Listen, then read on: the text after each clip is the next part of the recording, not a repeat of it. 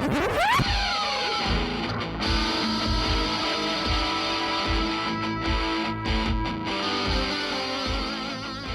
welcome to the Tenant Podcast. I'm Todd Pearson here with my friend and partner, known to many as quite possibly the most interesting man in the world.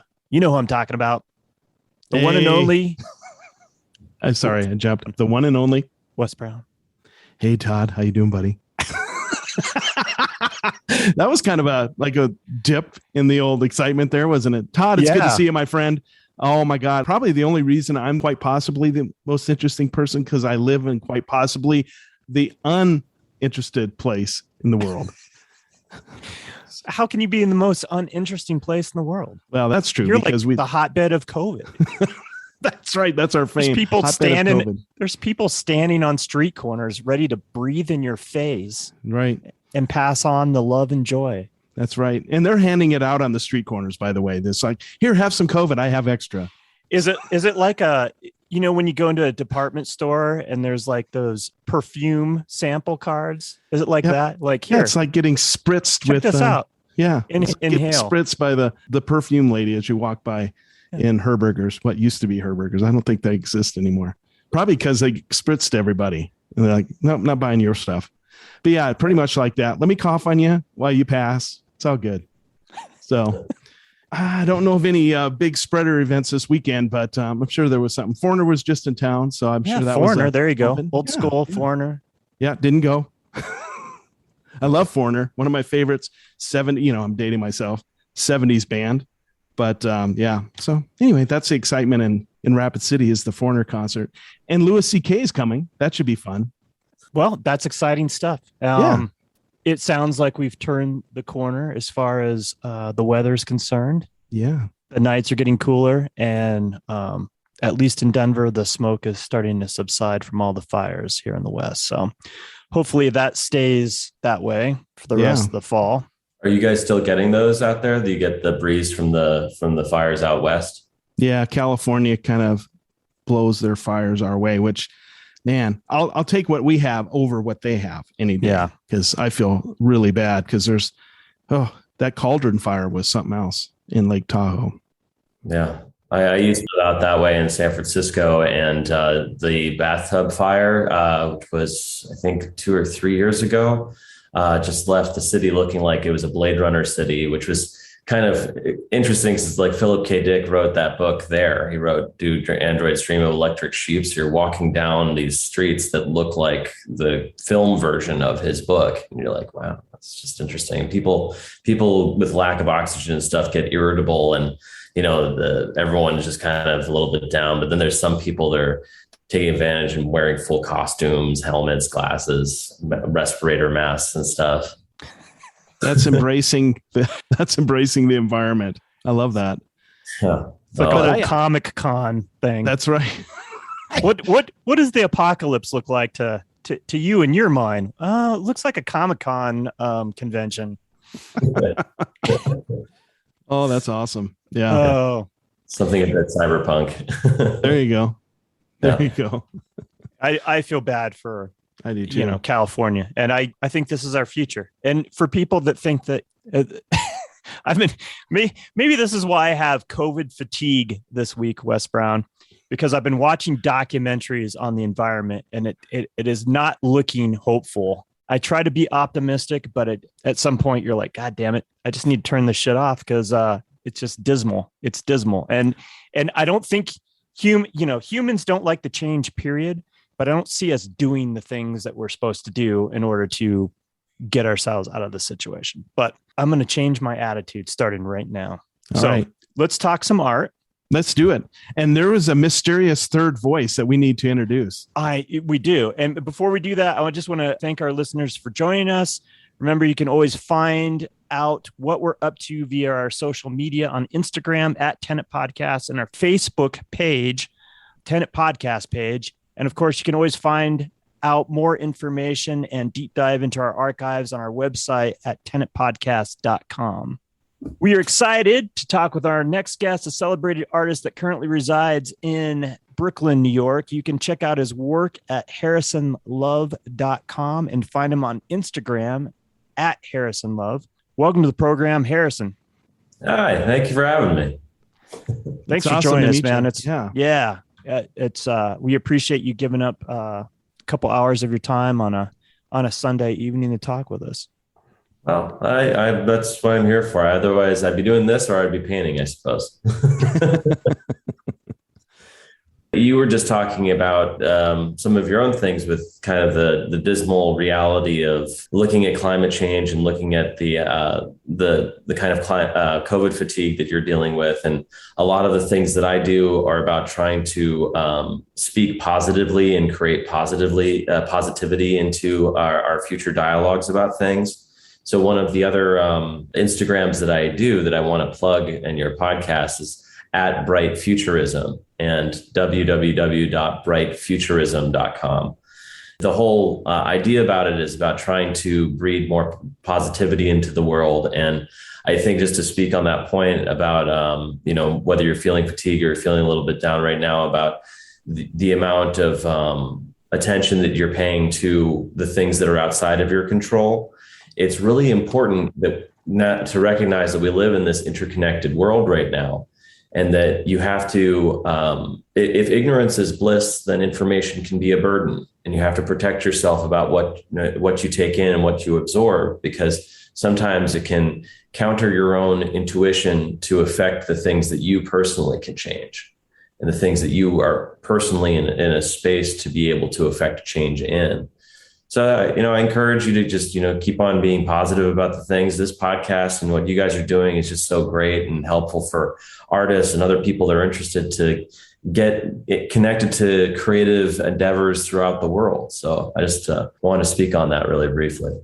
Well, you're the perfect guy to have on this week as I go through my cyclic thing. It's been a while since I've been kind of on this roller coaster ride, kind of at the bottom of things.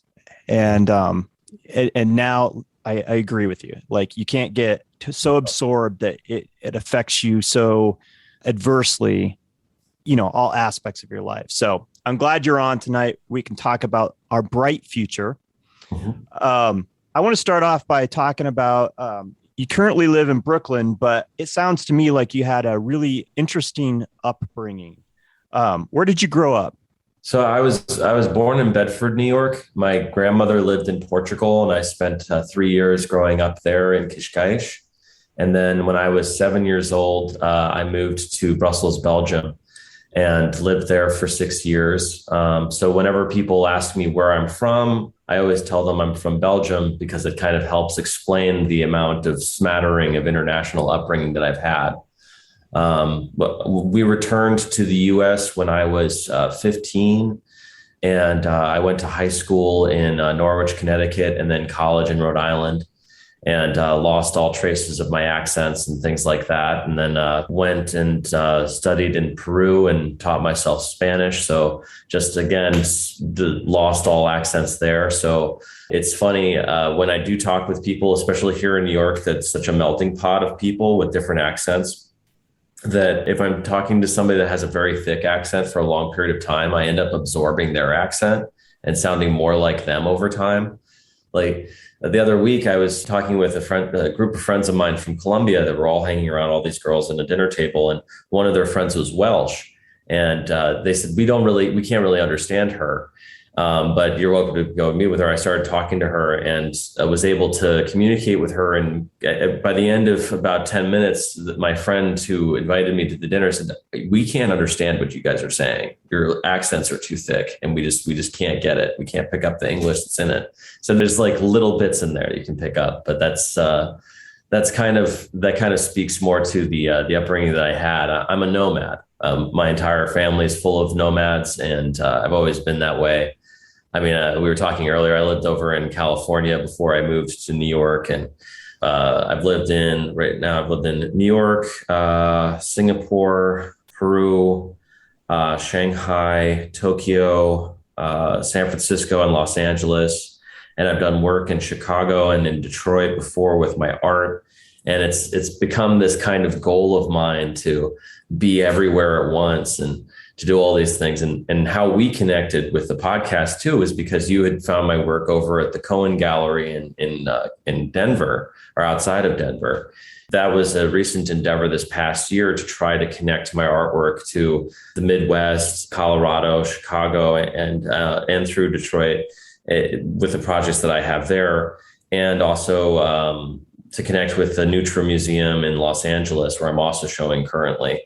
And believe you me, it's strange to have all of these things that are happening simultaneously. When the Cohen Gallery did their opening night for our show, when they did their grand opening, that same night I was having a show in Los Angeles, one in Denver, one in New York at the same time. And I just, had that reflection on my life, like, wow, I always wanted to do that. But if I tried to do it, I wouldn't have been able to. But somehow just my universe just brought that crossing point together where that happened. Yeah, complete serendipity. I love that. The other thing I like about, this is probably a stupid statement, but obviously all the travel that you've done and all the places you've been have really kind of influenced your art, I'm sure. Oh, absolutely. I mean, it's giving me much more of it sounds like a boast, but a worldly perspective on things, on what kind of art is getting made in other places, what kind of influences are influencing other artists out there. And that's also something that's happening now, which is really interesting, is that before the era that we live in now, where technology is allowing us to connect, it used to be that like all of the artists during the golden era were in Paris during this one time and met each other in a cafe and used to drink and share influences like that. But now we are sharing our influence across technology, and I'm meeting and conversing and collaborating with artists in Paris and in Europe at the same time, and throughout Europe and in South Africa, and some over in Ghana. That's the kind of thing that this beautiful future, this bright future that we live in now, is so integrated with technology. But it's a blessing and a curse in some ways. When you open up the floodgates to being influenced by things, you have to refocus yourself on what you're purpose built for and what you can actually do. And I think probably the most influential thing that happened in my upbringing from growing up in Europe was that I went to an international school, and all of my friends are from an international community of people. And especially being in Brussels, it felt like we were a school built upon the Model UN, like we were all supposed to go back to our host countries and create change and do something with whatever we were going to do. And we even talk about it now. My friends from back in Belgium, which are my deepest, closest friends, because those are the friends that really know the experience of what it's like to be an international nomad and to travel with your family and then eventually travel yourself with wherever your career is. That it was almost like that time was this interesting experiment for all of us, where we endeavor to try to provide something similar or to recreate it for our families, for our kids and things like that. And you can't purposefully recreate serendipitous moments like that. But we all loved it so much. And we also all feel this responsibility towards what we do in the future and what we're doing now. And I'm the art one. I'm just the one who went the direction of art. Everyone else is doing other very important things, trying to save the world in their own way. What was it like living in Brussels? Belgium's a very unique country. Yeah. So most people don't know this, but it rains 300 days out of the year in Brussels. Rains more than Seattle. And it has changed the fauna of the place. The flora and fauna of Brussels is all really interesting because it doesn't need to grow root structures down into the ground to compete for water. It just all the plants are low residing root structures. And even the forests of Belgium, which are famous, they were famously planted for felling by the Vikings when they came through. And there are all these very, very tall trees without any low-hanging branches whatsoever, just these long, very thick poles that go up about 30 feet, 40 feet. And they have it's very dangerous to walk through the woods because like I said, the roots don't grow deep into the soil. So sometimes you can just run. And if you see one that's tilting, you can push it and it'll just fall over. People that were running in the track team at the ISB, the International School of Brussels that I went to school at, would often run along this track. And when then they would see a tilting tree or even a slight degree, they would try to smack it so that in case somebody else was running the next time, it wouldn't fall over and hit them. But I don't know, back to your question about what it was like. It's an incredible country. Everyone is just very warm and welcoming because there's 4 different languages that are spoken there: French, German, Dutch, and Flemish. And it's the capital of Europe, and it has a lot of different international communities coming through it. During my time when I was there, one of the most interesting things was that we had a king. There's a monarchy, was a monarchy that was there. And I believe the last king of Belgium died when I was there. And their central government didn't have a government for a while. There were 7 embassies of the international community that were trying to decide who should take over responsibility for the local government for almost a year. And so Belgium didn't have a government for almost a year. And you would have thought that it was like, this is chaos and people are rioting in the streets and who's going to make the waffles and who's going to make the chocolate. But it wasn't like that. Everyone's just like, oh, that pommes frites still cost this much. And everyone's just very nice to each other. And they managed to do it. There was actually a Times article around that year that was the front page of the Times said, does Belgium need a government? And it was just this question of whether, it was kind of engendering questions about all government structures and whether or not our social structures now require that kind of body to be in place to keep the current systems going. But as it turns out, at least in a country as small as Belgium, that everyone's just friendly. They can just handle it themselves. No chaos in the streets. No, nothing that's going on. Everyone just kind of goes about and enjoys their lives on their rainy days and comes to enjoy it. And honestly, whenever it rains here in New York, those are the times I feel most at home, is that I just feel like neutrally. And actually, I found that when I lived in Hong Kong too, that whenever it rained, it just neutralized the city into my feeling of home, So that's what it was like growing up there. And, there was a lot of different influences that came from that time. Of course, I had such a wonderful and fortunate upbringing to be able to have grown up in that atmosphere around the European School of Classical Art, and to like our field trips from Belgium. You can imagine for us to go anywhere, to even like I was on a soccer team, and I was like elementary school, but our field trips out to go and play in The Hague and to go and play our other international countries around us was like, all right, well, we'll just drive an hour to go over to Italy and play them. And we'll, drive an hour to go over to Spain and go and play them. Or that's probably 2 hours.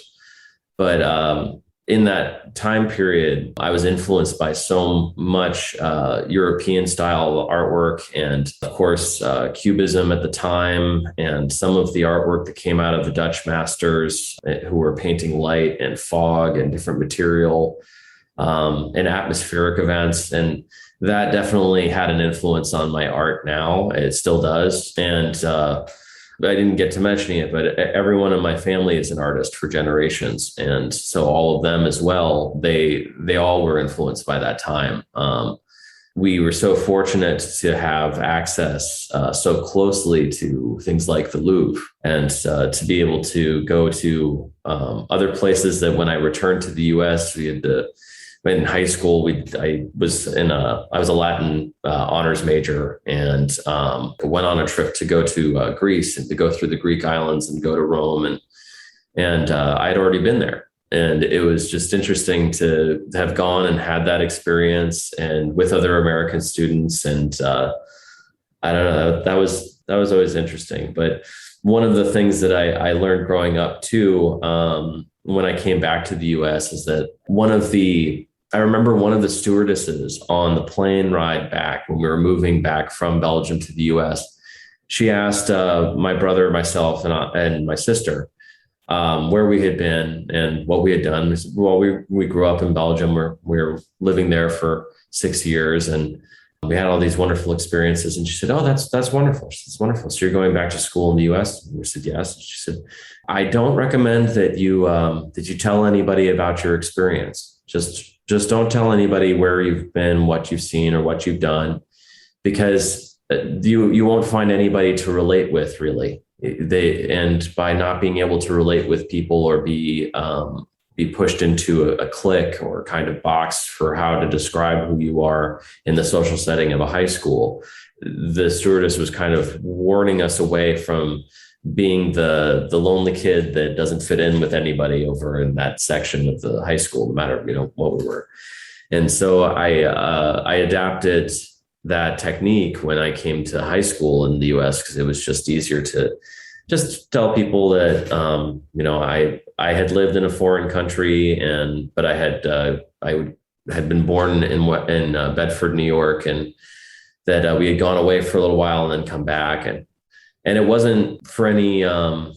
She was saying that because of the social setting of what we were going into in high school, more so than a commentary on what Americans are like or what America is like. It's just that the social politics of a high school is that people are just trying to identify who they are, and they're doing it by reflecting off of people that remind them of themselves.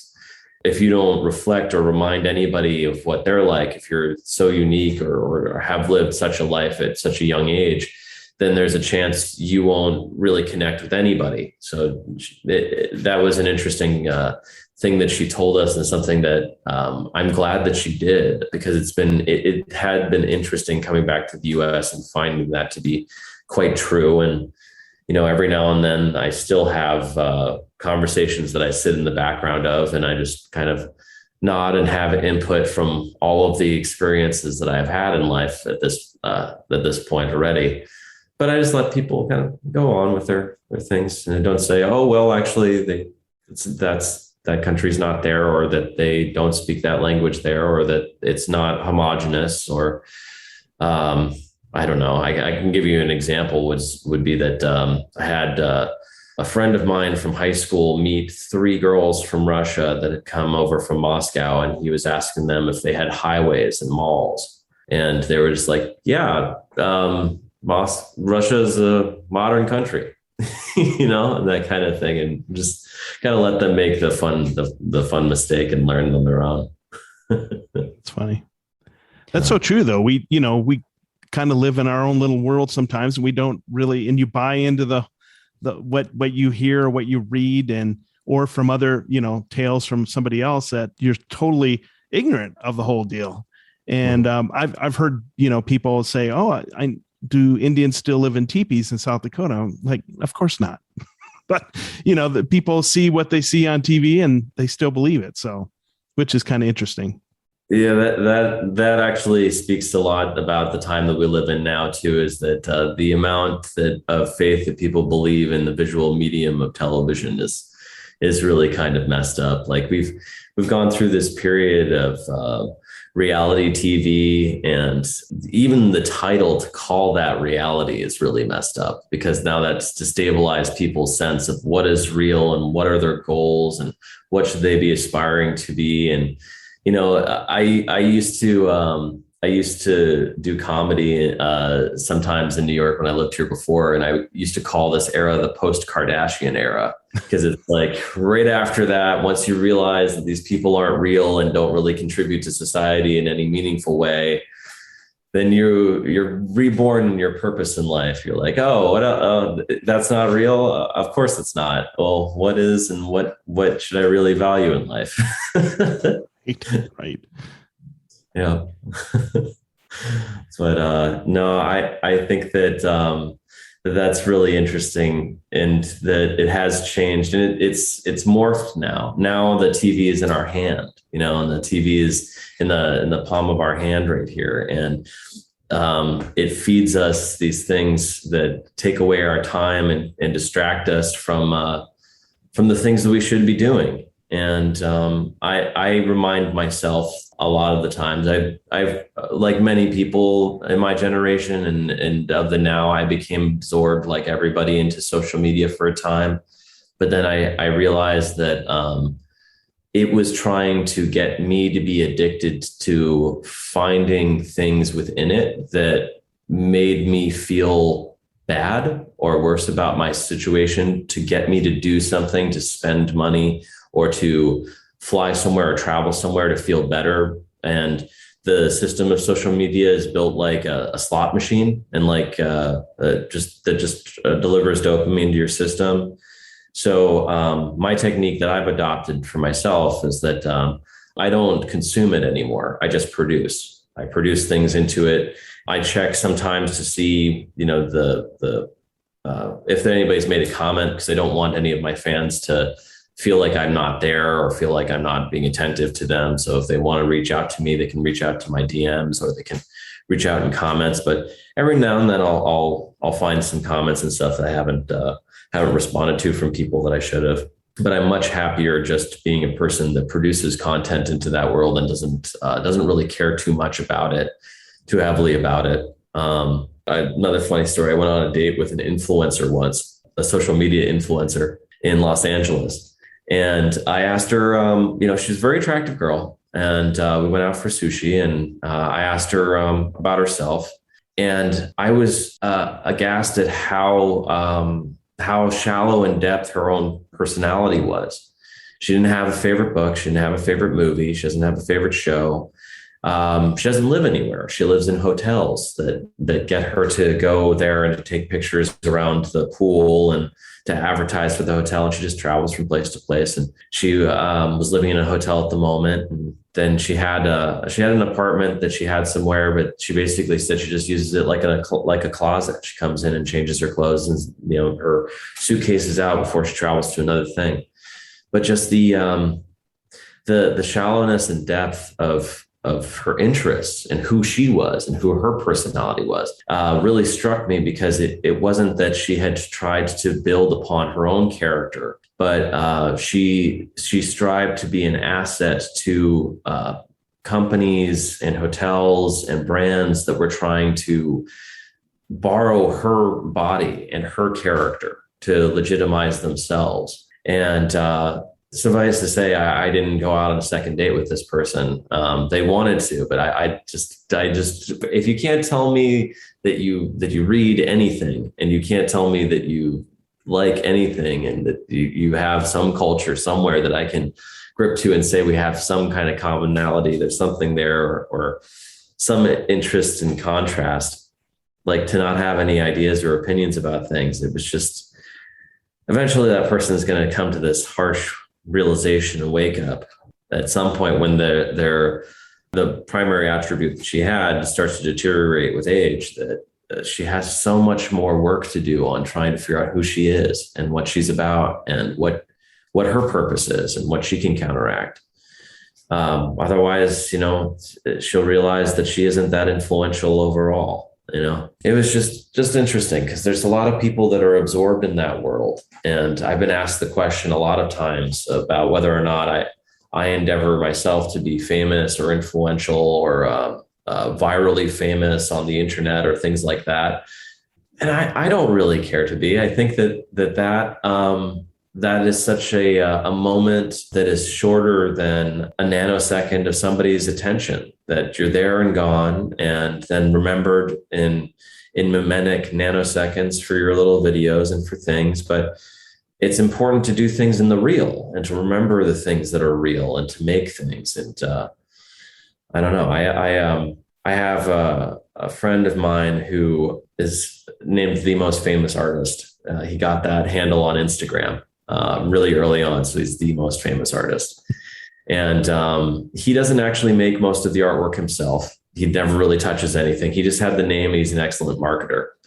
And the way we became friends is that he had an art show at the art gallery that I managed in San Francisco called the Sub.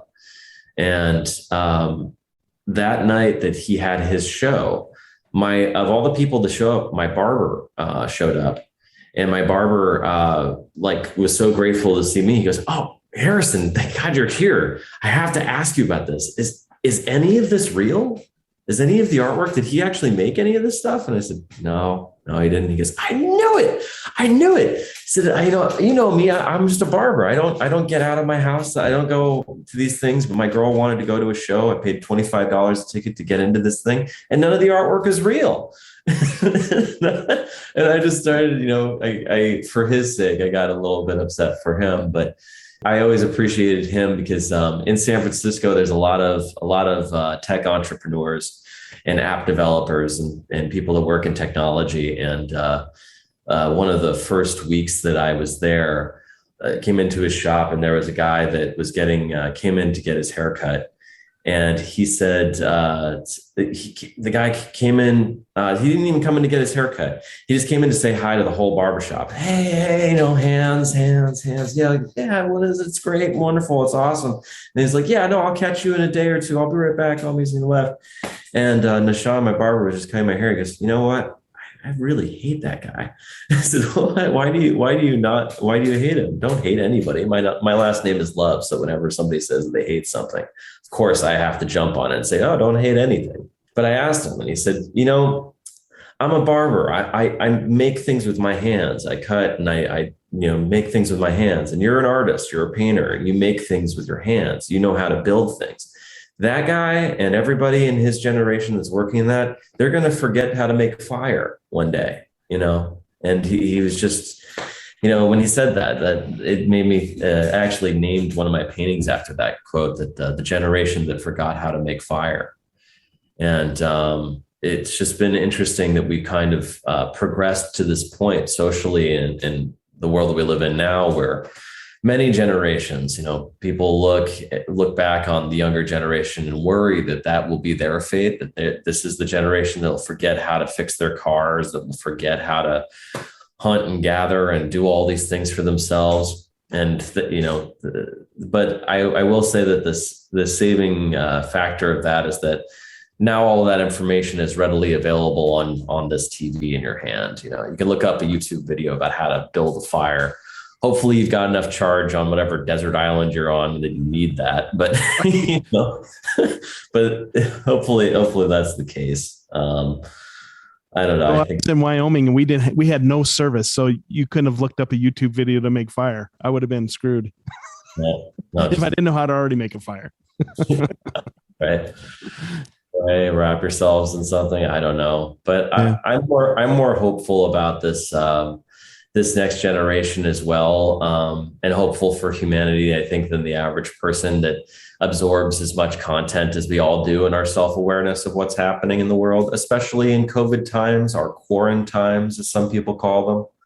I'm actually much more hopeful about that for a lot of reasons. I think that one thing is that technology is connecting us in ways that and influencing our thoughts, not only in art, but throughout the world in different ideas and sharings of innovations, scientific white papers that are now issued out there for free, and textbooks that are out there for free. And there are plenty of resources for that. But especially this last year, I started because I couldn't do art shows, right? The art shows have the same issue of trying to get actual bodies into the room, and it's COVID safety issues.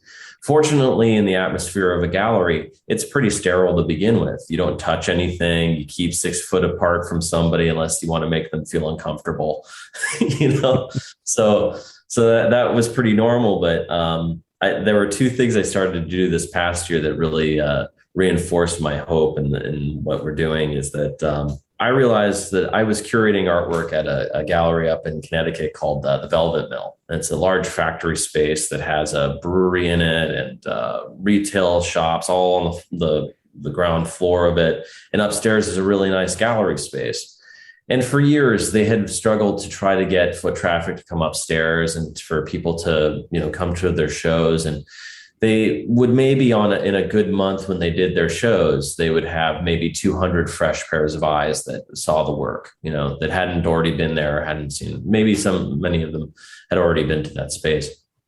But during the pandemic, because we couldn't do regular shows, I started doing broadcasts of the shows where I would walk around and look at each painting and then talk about, I find this part interesting because there's the shape of a woman that's in it. And I would start to look and indicate into the paintings about things that I found interesting. And I realized that what I find interesting is what the audience finds interesting. It's interesting, universally interesting. So yeah, that is interesting. Wouldn't have noticed unless you pointed it out. So I started doing that with each piece in the show, and I put it up on YouTube, and the video for our opening got 90,000 views. And it's just like, we would never get that many views or people that are enjoying the work. And then in reconnecting with the other artists that we were showing there, because there's a whole art collective that's at the Velvet Mill in Connecticut, I showed them how many views we had and how this was effective.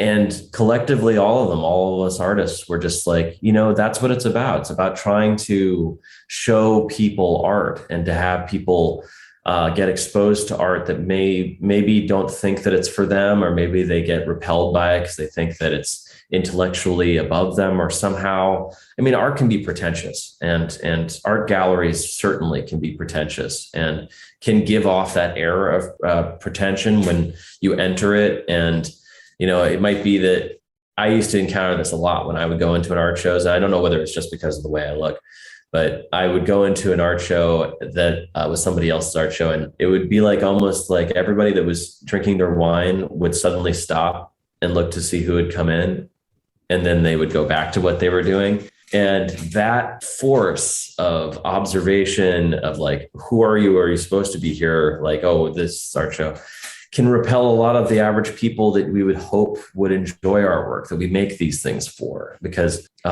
we're not making them. And this was also part of the conversation I had with those artists from the Velvet Mill, was that we're not making our artwork for now, we're making it for the future.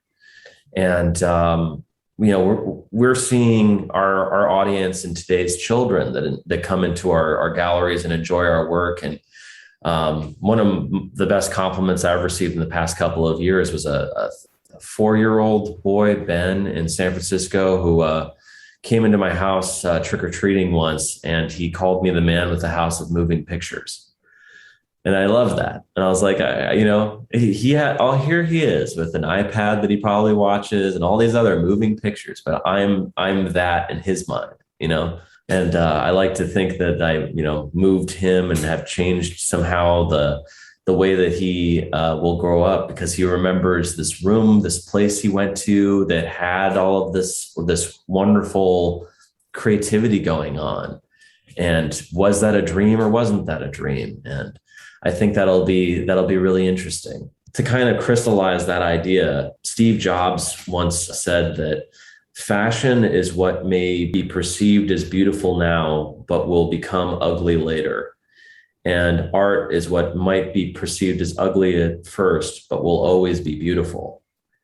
And that's kind of the same thoughts that we had as a collective up at the Velvet Mill about what we were doing with these broadcasts and how important it was that we keep on doing these shows, and that we might not get the audience and get these sales and get these people to come into our spaces and achieve influencer levels of fame or whatnot. But it's important, especially that during the past year and through COVID, that people still see artists making work and producing things and following their passion, because it reminds people that there's still this thing that's going on, this ongoing dialogue between artists and life and the universe and itself. And, we're all going to come out of this changed, definitely. But I also feel like right before the pandemic, we really needed something. We needed something that was going to help us all connect and reconnect and realize that we're all just ants in the same ant farm. This is our planet ship Earth, and we got to do something about it.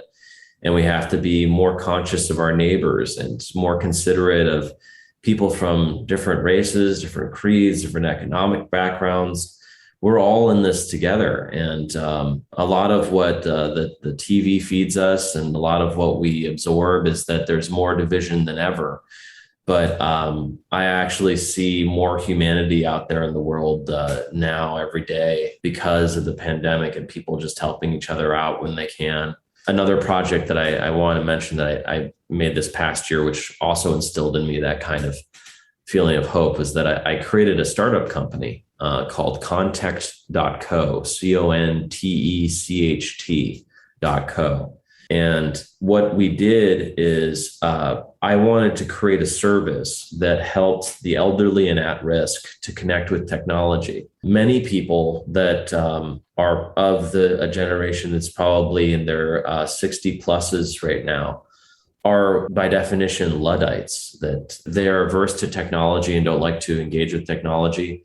My generation is the generation that knew what it was like before technology really became mainstream, and we had a computer in our house when I was growing up, but it was new, you know.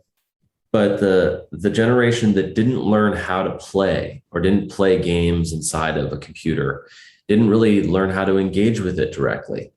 And through no fault of their own, they became relatively redundant or forced to redundancy before old age made them redundant. And this is the generation that should be the host of companies right now and building things and doing things with their retirement that they've always wanted to do. But unfortunately, in many cases, they just don't know how to engage with technology, how to use their remote, how to use social media. And it's been foisted upon them that they have to learn how to do this. Otherwise, they can't engage with certain services like PayPal. You have to have a Facebook, or you have to have an email associated with it.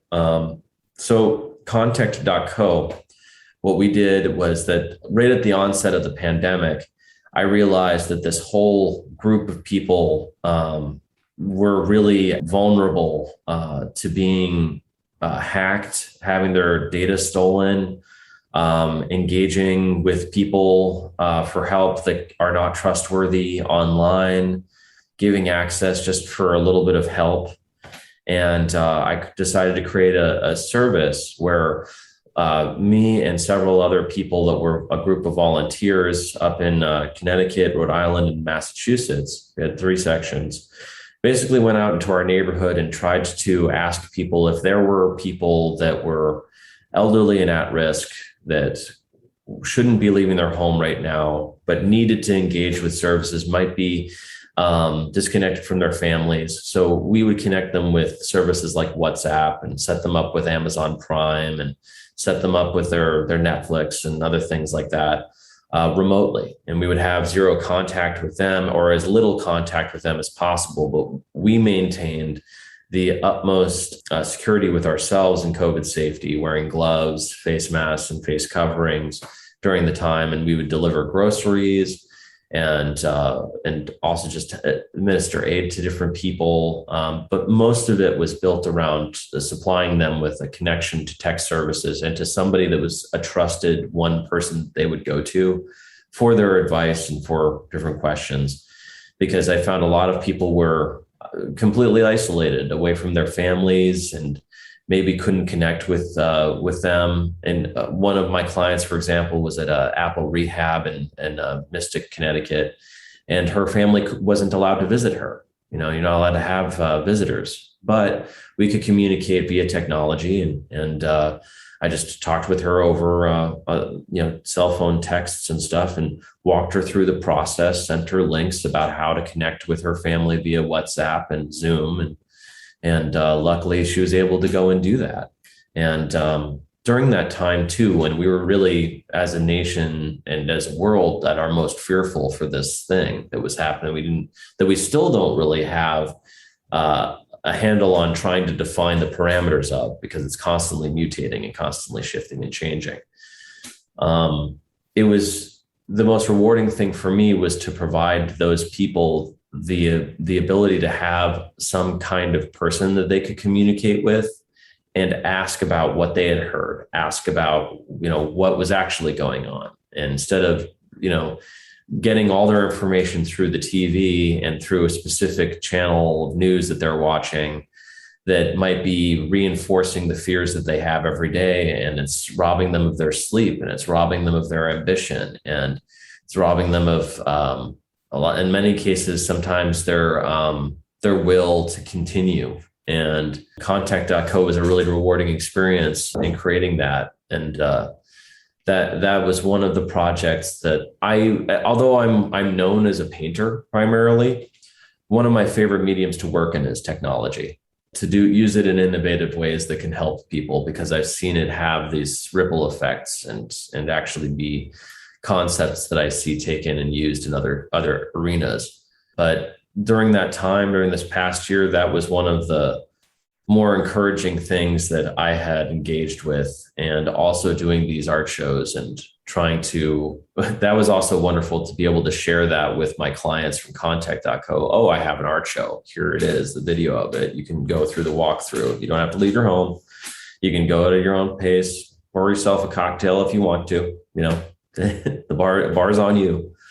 But that was a fun and encouraging thing that I think is still, it's still in keeping with kind of the theories and the ethos of bright futurism and this group that I have been forming over the past couple of years.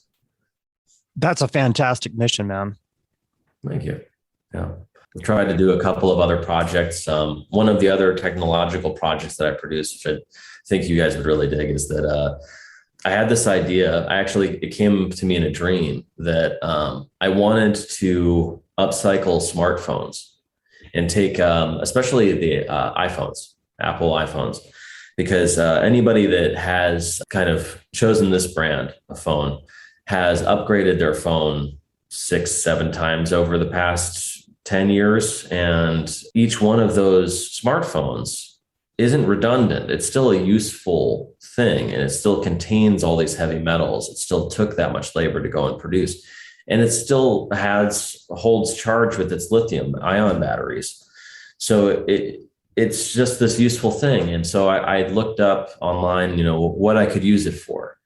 I had a bunch of the older versions of my iPhone. I think I had 6 of them just in my closet. And I lived in San Francisco at the time, and I knew all of these people in tech that probably also had at least 6 smartphones just hanging around.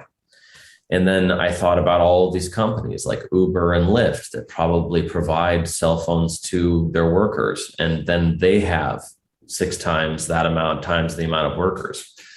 So there must be all the smart technology just sitting around in somebody's closet doing nothing. And I had this dream about what I was somehow going to do about it. I can't even remember the dream, but the project that came out of it was that I realized that this is an excellent recording device for video, for audio. It can store information and do things like that. Some of the options for upcycling smart technology online are things like downloading textbooks onto it, making it into a photo album that rotates stuff and just framing it, or using it as a universal remote for your television. And I didn't really like any of those options. So I came up with this other one. And the project that I created is called Autonomous Story Gathering. And what I did is I asked for donations of smartphones. I got about 40 to 60 of them. And I got, that was in the first batches and rounds of getting them. And I haven't done it again, but I got them. I wiped them of all of their data, restored it to factory basics. And then I set the settings on the phone so that it was locked to the video function on the phone. The only tool that you can use on it is to take video. And none of the other apps work on it. And what I did is I put a message on the lock screen of the phone that says, welcome to the record. You can either be on the record or off the record, but interview yourself. Please make your responses brief, under around 2 minutes, then pass the phone along with instructions for the next person to interview themselves. And I brought them to protest locations, and I spored them into protest locations and got firsthand interviews with people interviewing themselves and just giving a testimonial. So it's kind of like the concept of a wedding video, where you're, passing around the camera and saying, say something nice about, Brad and Julie, say something nice. But instead you get the stories of what brought people to try to physically embody the presence of protest, why they're there. And that's often the thing you don't really see in mainstream media or in the news anywhere, or even up online, are the true to heart stories that bring people to choose to stand up for something. And especially in today's day and age, where facial recognition software and if you're carrying your smartphone, that it can identify you in a crowd, that in itself, that's a brave action that you're taking, is to stand up and say, I want to go and physically be here to be part of the body of protest. That in itself is important. It has been important since the beginning of protest as a concept. But I think now more than ever, the thing that is at the heart of protest that would really inspire more people to engage in protest and engage in critical thinking about different subjects that people are protesting about are the reasons and the stories behind what brought somebody there. What inspired you to be here today? And so I autonomously story gathered interviews from 4 different protests. One was during the Muslim ban in San Francisco. There were 8 individuals being held at the airport without legal counsel because they were banned because they were Muslim coming into the country under Trump's administration. I also did anti-gun rallies. I've done other things. I sent some to the Dakota Access Pipeline too, because in North Dakota, they didn't need Californians coming up there in the middle of winter to go and physically protest, never having experienced a North Dakota winter. They needed cameras and they needed attention. So I sent stuff up there. But the first project was at the SFO Muslim ban. And I wasn't sure how I was going to go. I had 4 smartphones with me. And I brought them down to the airport and I wrote in Sharpie on the back of them, please return this phone to this address, be kind. This is a beta project. And I sent them out and I followed a few and I saw the engagement that it worked with. But I got 3 of the phones back. One of them's probably still at the airport.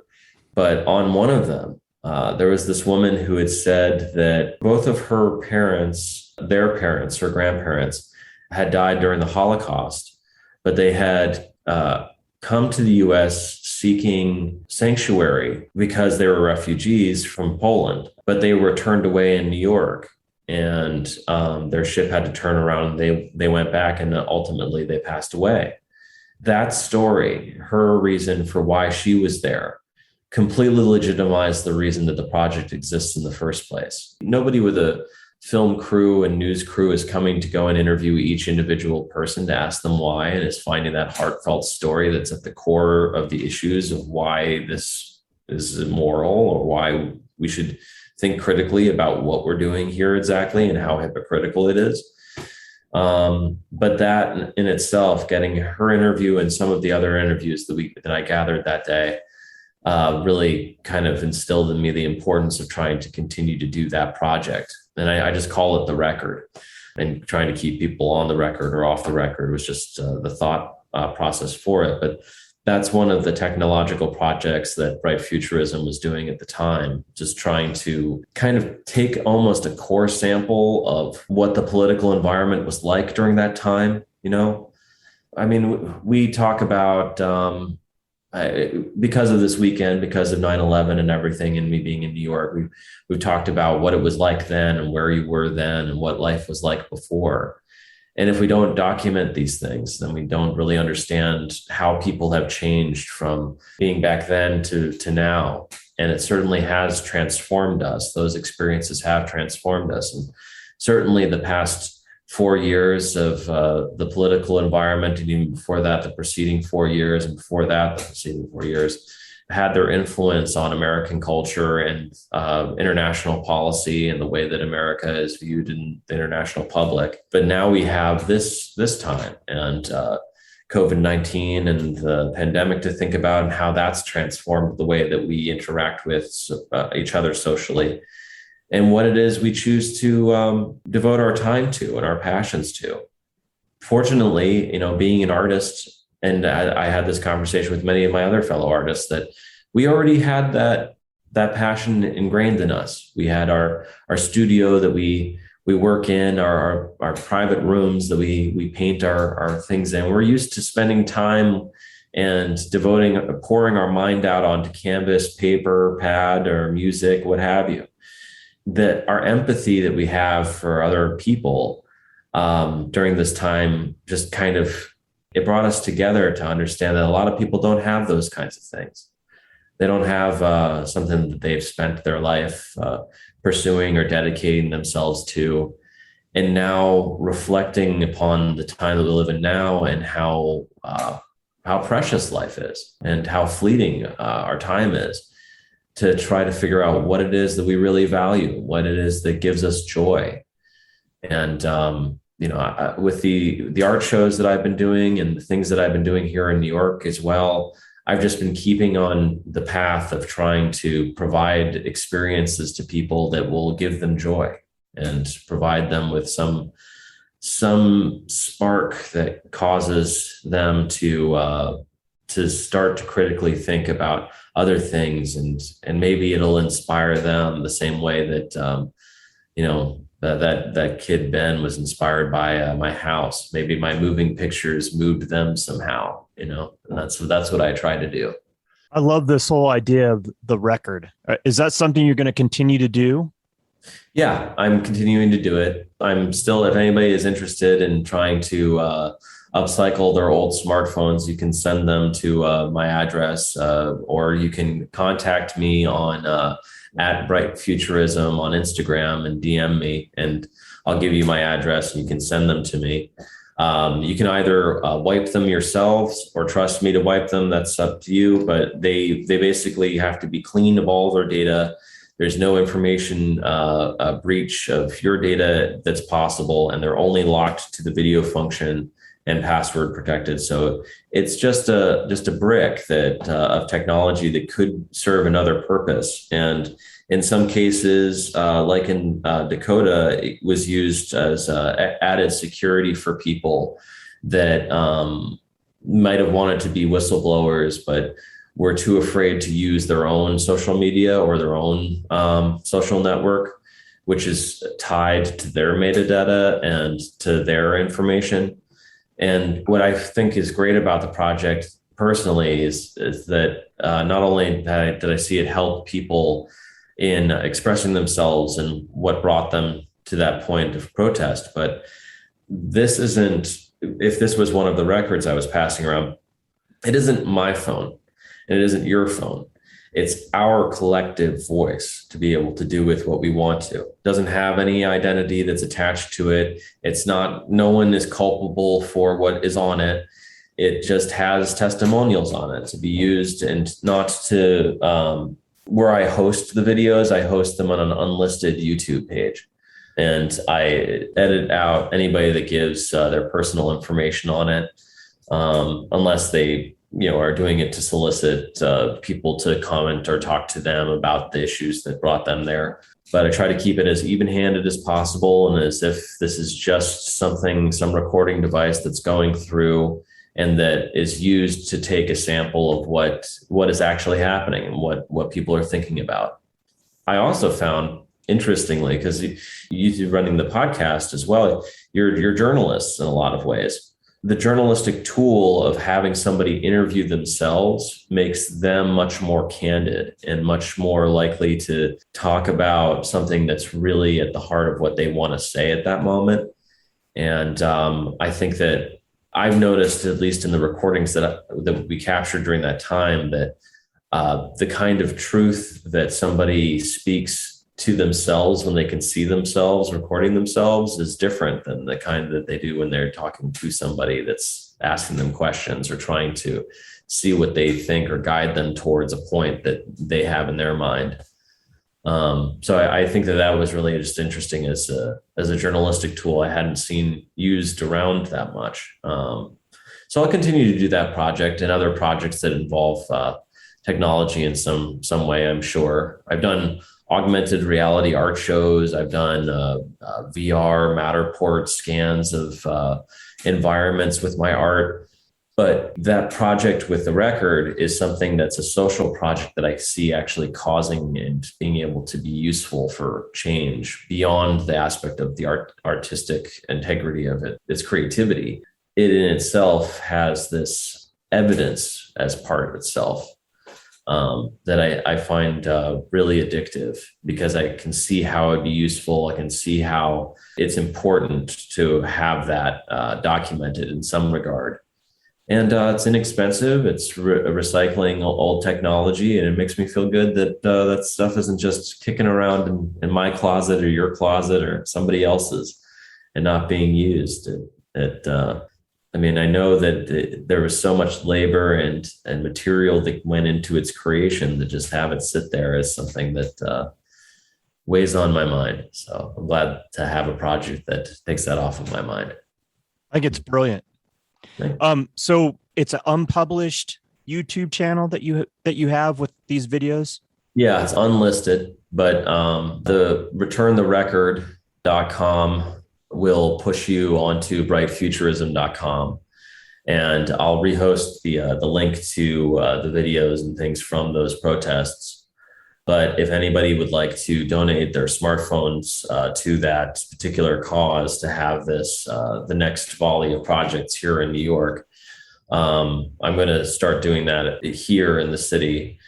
I'm not sure if I want to design it this time around protest. I think I want to design it mostly around trying to document what people's everyday lives are like, right now. Because it is such an interesting time, and wondering what people's thoughts are and what are the things they're currently going through and how they're managing. Because there are things that I've come across, and since I moved here to Brooklyn, that there are things I didn't consider about how the pandemic affected people. For example, a gas station I went to is my local grocery store for a little bit here. During the pandemic, he lost 70% of his business, and people weren't coming in and using the shop and coming in and stuff. And he lost that business because he was reinforcing the mask mandate and insisting that people do. And people that didn't like it would go from his gas station and just say, oh, well, no, I don't need to go in there. And they'd go to another one, thinking that it was a political or religious decision. And that story, I wouldn't have learned that if I didn't go into his shop and see it firsthand kind of happen. And I wonder about those little stories that get lost in the nooks and crannies of things. So if I, for example, gave one of the smartphones to him to go and film for a day, bring it around, record whatever's happening, or film until the battery is done, essentially, which can last, it can last quite a long time, because the phones aren't connected to Wi-Fi at all. And they're not connected to any other function other than the camera function. So the battery life, even on the old ones, can last about a day or longer, depending on how you use them. They can be used to document different things. And I think that would be interesting just in its own guerrilla documentary series, to see what people are doing now and how people are innovating. We're still, as I mentioned before, since we're in the midst of the pandemic, we're still not really able to have the kind of art shows that we used to have. And we're not able to promote our shows the way that we used to. For example, we tried to create an Eventbrite for one of the shows that I had recently at the Triangle Loft in Chelsea. And some authoritative body came to the venue to tell us that we needed to be checking Vax cards, and we already were. But they also wanted to post somebody there to make sure that it wasn't going to become any kind of a super spreader event. And then we're all very conscious of it and very careful, very, very careful about it. But still, it's one of those things where we're having to adapt the way that we do our shows and innovate, more than adapt, to innovate. And a lot of the things that we're starting to do here with this art collective that I work with here called the NYC Art Movement, which is David Dehaney and C. Glorraine are the other two founders. We've decided that the best course of action is to not try to seek art shows inside of enclosed spaces, but rather to try to embrace the tenets of street art, and to bring more street graffiti and embrace more street art installations, and temporary things. We just need to get photographs of them in spaces and then to move on to do these other things. And that has been really interesting to engage with that specific concept of these guerrilla art shows and doing these pop-ups in different spaces. And it's been very disruptive. You know, a lot of I like to think of it that instead of bringing people to the art, we're bringing art to the people and allowing all of these people that are from every walk of life that may not normally engage with very high quality artwork or the kinds of things that come into different art shows or that we're told have this insane monetary value, but are actually priceless, to bring that back out into the environment and to have people enjoy them. So we've been setting up easels on the West Side High Line with artwork and doing art shows there and taking pictures of them there in that setting. Or we have a gallery space that's in Soho that we've been showing work out of that has that's completely open and people kind of come into. And the Triangle Loft show has a single point access elevator that goes up to the 5th floor and then comes back down. And that show space is meant for a couple of people at a time, maybe maximum 10 people, and only 1 or 2 people if there are a couple in the elevator at once, and it's wiped down and cleaned. And, you know, we maintain the highest level of COVID safety whenever we're doing our shows. But these are the kinds of things that are changing the experience of how we engage with artwork and how artwork is engaging with people in the city and what is happening right now. And the feedback that we're getting is really positive. Everyone is just so grateful to have something, you know, that they're seeing on an everyday. Like we did this installation the other day where we encouraged our art collective, and there's 40 artists that are part of the art collective, to bring one article of their artwork onto public transportation with them. And to travel on the subway, their normal subway line, just carrying the piece as if they were transporting it somewhere. And to have that experience and to be photographed opposite of them, holding the piece, and just kind of have a portrait of them. And because the movement is called NYC Art Movement, the idea was that that art moves and isn't just static, but is actually always moving in between a bunch of places. And when we did that, it was one of the concepts I came up with for the collective. I came up with it because when I lived here in New York before, whenever I was transporting my artwork from the Upper East Side to the Lower West, and I would love taking it on the subway of all the transport I could have chosen. So everything else, you'd have to wrap it up and really box it up and then get it shipped. And not only was it costly, but it was impersonal. And I liked to hand deliver my things. I like to know where they're going, and I like to hang them in the environment that they're going to be. Because a lot of the times my art buyers, they might love the work, but then they need advice on where exactly the work's going to go in their home and how it's going to fit. And is it going to be that wall or is it going to be this wall? And I love having that conversation with my art buyers that, no, I think it would go best in this room over here that you haven't considered, because that room is kind of a more dimly lit room that has a lot more potential for activity, and it needs some color and it needs this. And you'll go in there more, and that's usually their office or something like that. But with this particular project with NYC Art Movement, the artists brought their work onto public transportation. And similarly to what I experienced at transporting my work, is that when the public sees you, the artist, carrying your creation through a conveyance that they use, which is a great leveler. In this city, the subway, for example, is this great leveler. You know, no matter what strata you're in, you take the subway. Everybody does. So to have real art be there with the artist standing there and having the public engage with them. A lot of the artists were writing back and saying, that was so fun. A lot of people don't see me in the context with the work, and they don't get to ask me about how I made this, or if I made this, or what kind of joy I get out of making these things. And their engagement with the public and being able to be there to answer those questions was really rewarding for them. And I think also really rewarding for whoever it was that they talked to.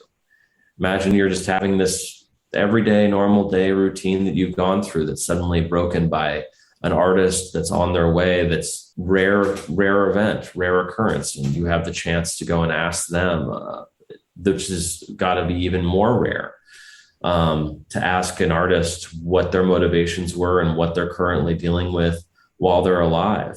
Because so often artists are appreciated after they're gone, that you don't have that opportunity to get it right from the horse's mouth, so to speak.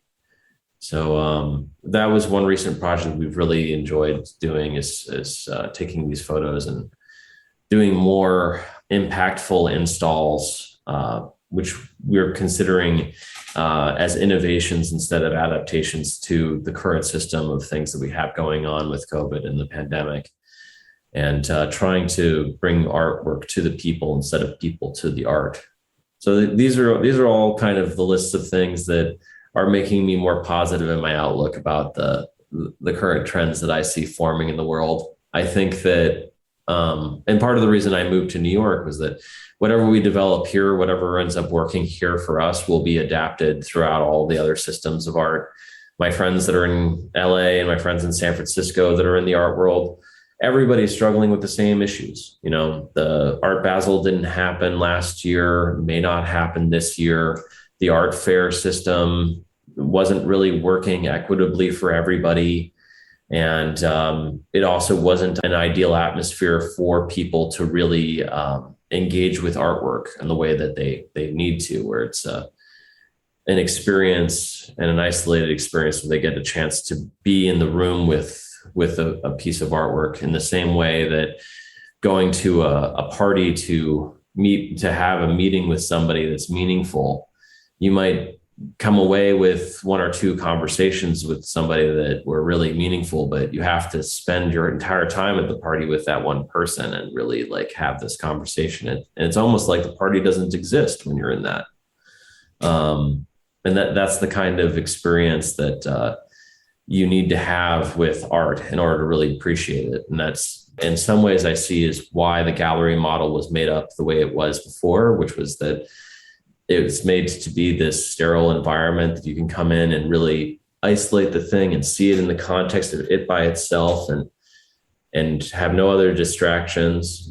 You just have nothing but your consideration of that work and what it took to make it, and how important it is that another human being made that piece then, or what motivated them to do this.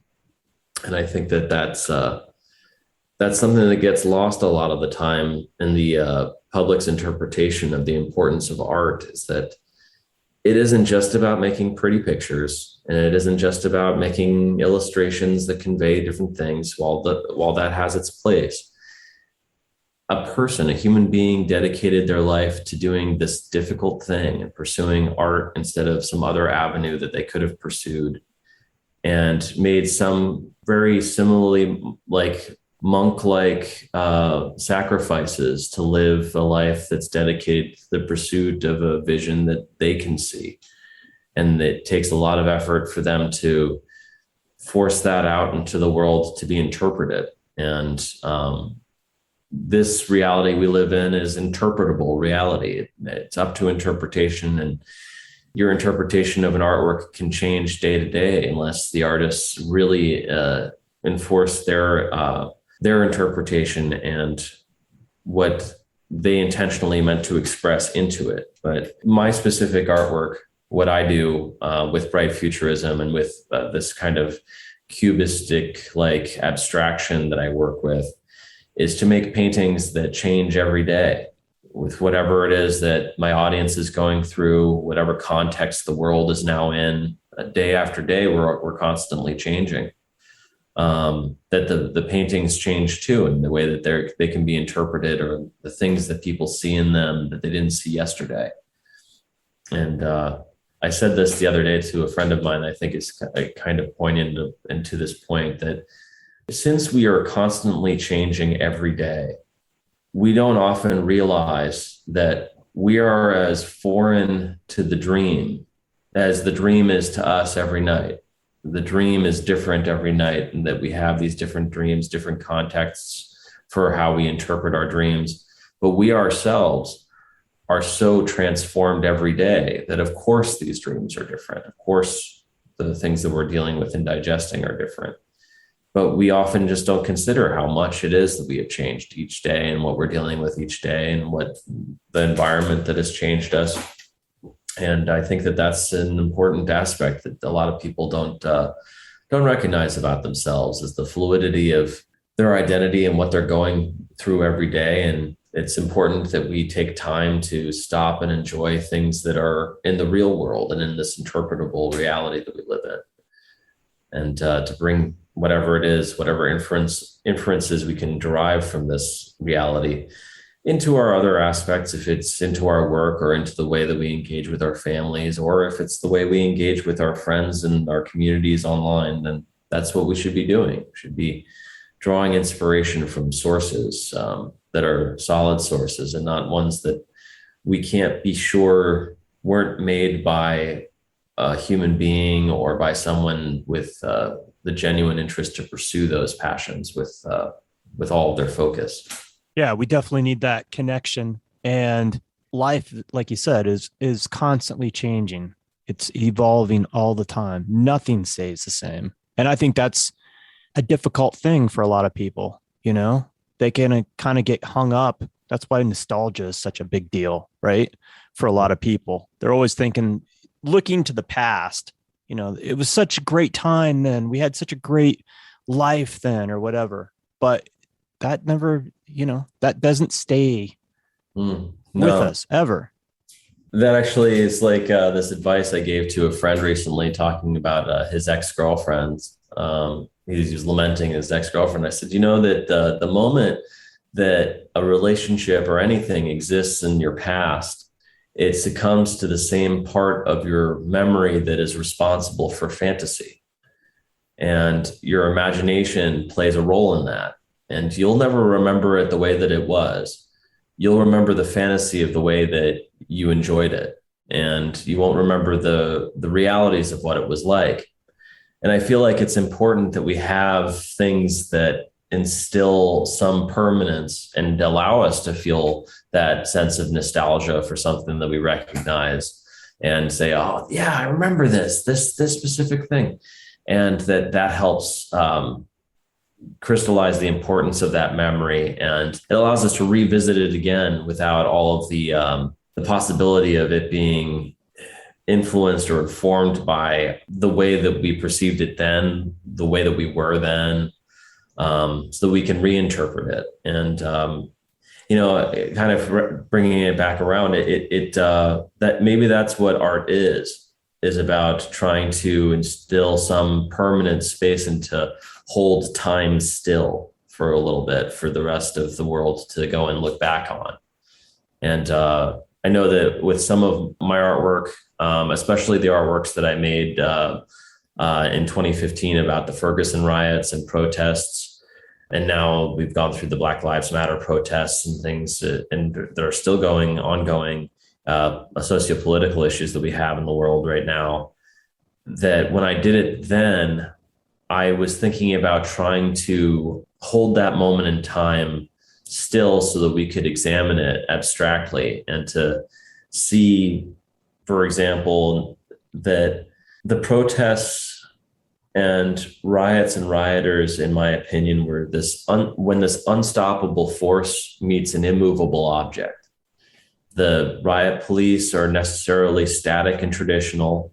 The rioters or protesters are necessarily ecstatic and energetic, and they're constantly pouring against each other, trying to force a little bit of progress. And what is progress without a little bit of resistance? And those were the meditations and thoughts I had upon that series of work when I did it. And I didn't know at the time, but that would be the work that the Museum of Modern Art decided to collect of mine back then. And I think maybe that's because they decided that was what the value was in having it, that it was, I might have been one of the only artists that was making artwork about that at that time. It would have this importance going forward to look back and to look at that meditation. And really the reason I did it as well was that I wanted to lend myself and my thoughts. And I wanted to protest physically in Ferguson if I could, but I couldn't be there. So I wanted to find a different way of doing it. So I decided to make a painting about how I felt about it. And that actually ended up leading into that project, the record, and trying to create a technological product that could augment our ability to protest and augment our ability to affect change.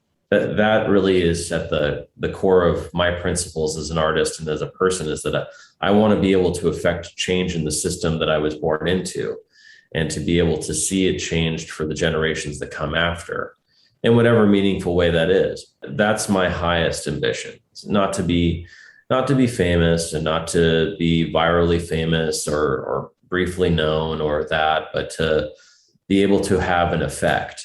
And that's my goals and what I'm trying to do with Bright Futurism, with the NYC Art Movement, with harrisonlove.com, and the works that I have coming out soon. There's a book that's coming out as well.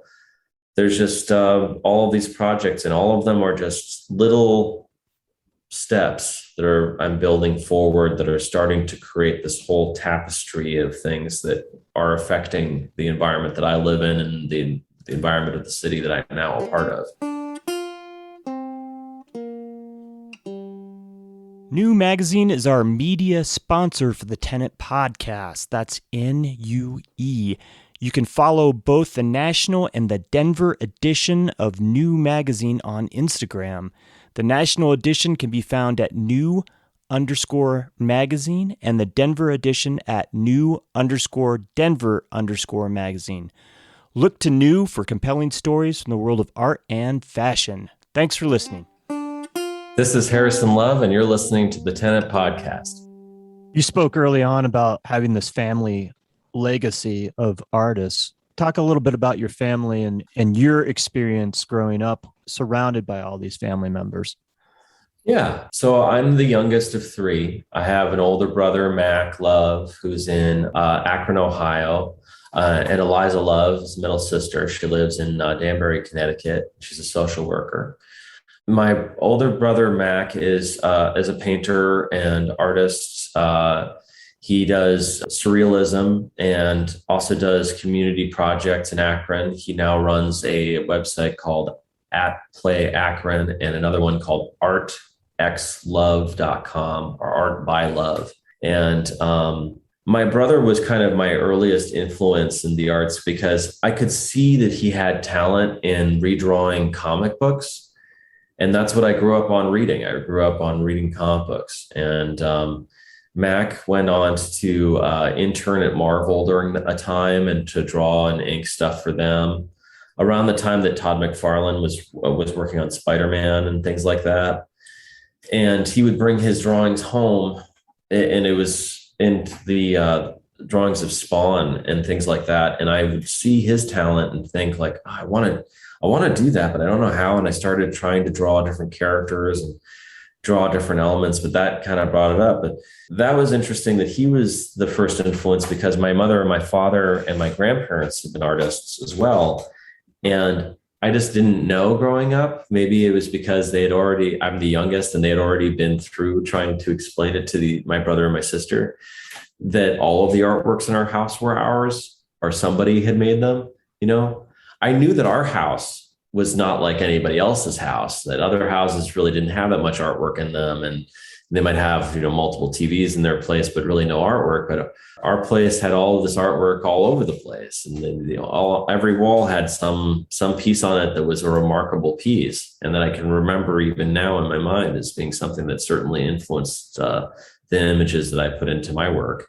But my mother and my father never really explained to me growing up that that's something that they did as their passion and something that they had, and as what they did. My father worked in advertising for many years as a creative person, but he kept his watercolors and his art as his thing that he did when he traveled. And his travel watercolors are really wonderful. But he also continued to paint. But maybe it was that also that at such a young age growing up, that my criticism or my input on what they were doing didn't really matter so much. I just didn't have as much, background to critically tell them that, oh, well, I think the background of that painting should be blue, you know? But yeah, my brother definitely influenced me growing up with the comic books. And when he worked at Marvel, they gave him a bunch of comic books, and those were what I grew up reading and really enjoying graphic novels and getting into the graphic novel format with Alan Moore's The Watchmen and some of the work that he did on Swamp Thing and things like that. But it really kind of became the most influential thing in my life around the time when we moved from Belgium back to the US, because I used to play, my older brother was the artist, and I thought, he's going to be the artist, and he's 6 years older than me, and maybe I don't need to get involved with it. So I became a cellist, and I was playing cello in the orchestra until I had an injury on my thumb, and I could no longer play with the bow anymore. So I stopped playing the cello right at the time when we were leaving Belgium and coming back to the US. So I had to develop this other passion thing that I was about. And I picked up a sketchbook and I started drawing in it. And we were touring around high schools to go to look at. And in that area of Connecticut, there was a local high school that had 300 kids, or there was another high school that was 45 minutes away that had 3,000 kids, and a better art program and all of these things. So of course I wanted to go to the bigger school, and I wanted the better art program, and kept on sketching. And then I just started realizing, I guess because I was around other students that were trying to be artists as well, and teachers that had experience with art, that I had some talent in it. I didn't realize growing up with my brother or my mother or my father that I was at a level to be considered a talent, because amongst them, we're all talented. We're like the Royal Tenenbaums or something. We're just like this very talented family. But amongst the high school that I went to, and with the encouragement of my teachers there, I learned to have greater confidence in my work. And I remember even up until I graduated from high school, I didn't really have as much confidence in myself as an artist as I did just being a smart-ish person. And I had applied to go to Brown, and I was going to become a chemical biologist. I also applied to RISD, and I got into both. And I thought, well, I have to make this decision. Maybe I'll go to RISD and I'll take some classes at Brown and kind of get my BS and BA and do this. And then I went to RISD, and there was no chance I could possibly ever do that. We got so little sleep, it was impossible. But I just remember, and it's funny to remark on it now, just how little confidence I had in my work at that time. Because I remember my senior year of high school, my art teacher, Mrs. Leary, she took elements from my portfolio and put them into a private portfolio for AP art. And then she sent it to the Scholastics without my permission. Then a couple of weeks later, she came around to me and told me that I had won some things, and that I had to go to the Scholastics to go and collect my awards and things like that. But that the application cost $20, and that I owed her $20. And I was like really upset. I was like, oh, you didn't ask my permission. Now I owe you $20. What is this thing? I don't know what it is.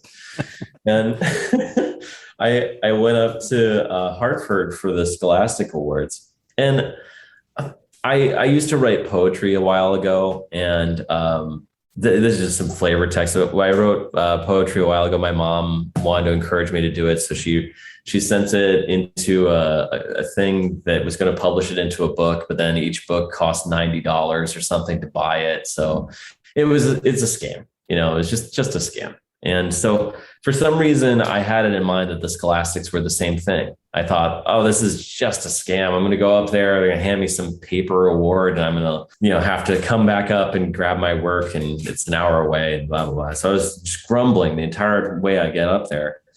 And I get up there, and it's this huge auditorium full of parents and their kids, and everyone's beaming and so proud of them. And it's just me, and my parents couldn't make it. That my dad was in Germany at the time, and my mom was also out of town. So it was just me. And I told them about the thing, and I got there late, and I got there just in time when they got around to calling my name. It said, "Would Harrison Love please come up to the stage?" And I come up to the stage and walk around everybody and go all around the parents, go up on stage, get the medal put around my neck, and then, look out at the crowd, shake hands, go back down, go back to the back of the auditorium. Next award comes up. "Would Harrison Love please come up on stage?" So I go all the way back around. That happened 5 times. And most of the people that were there started grumbling too and be like, who is Harrison Love? That's got to be a fake name. That can't be real. And it was just so funny to have that experience alone at that time. This was 2004.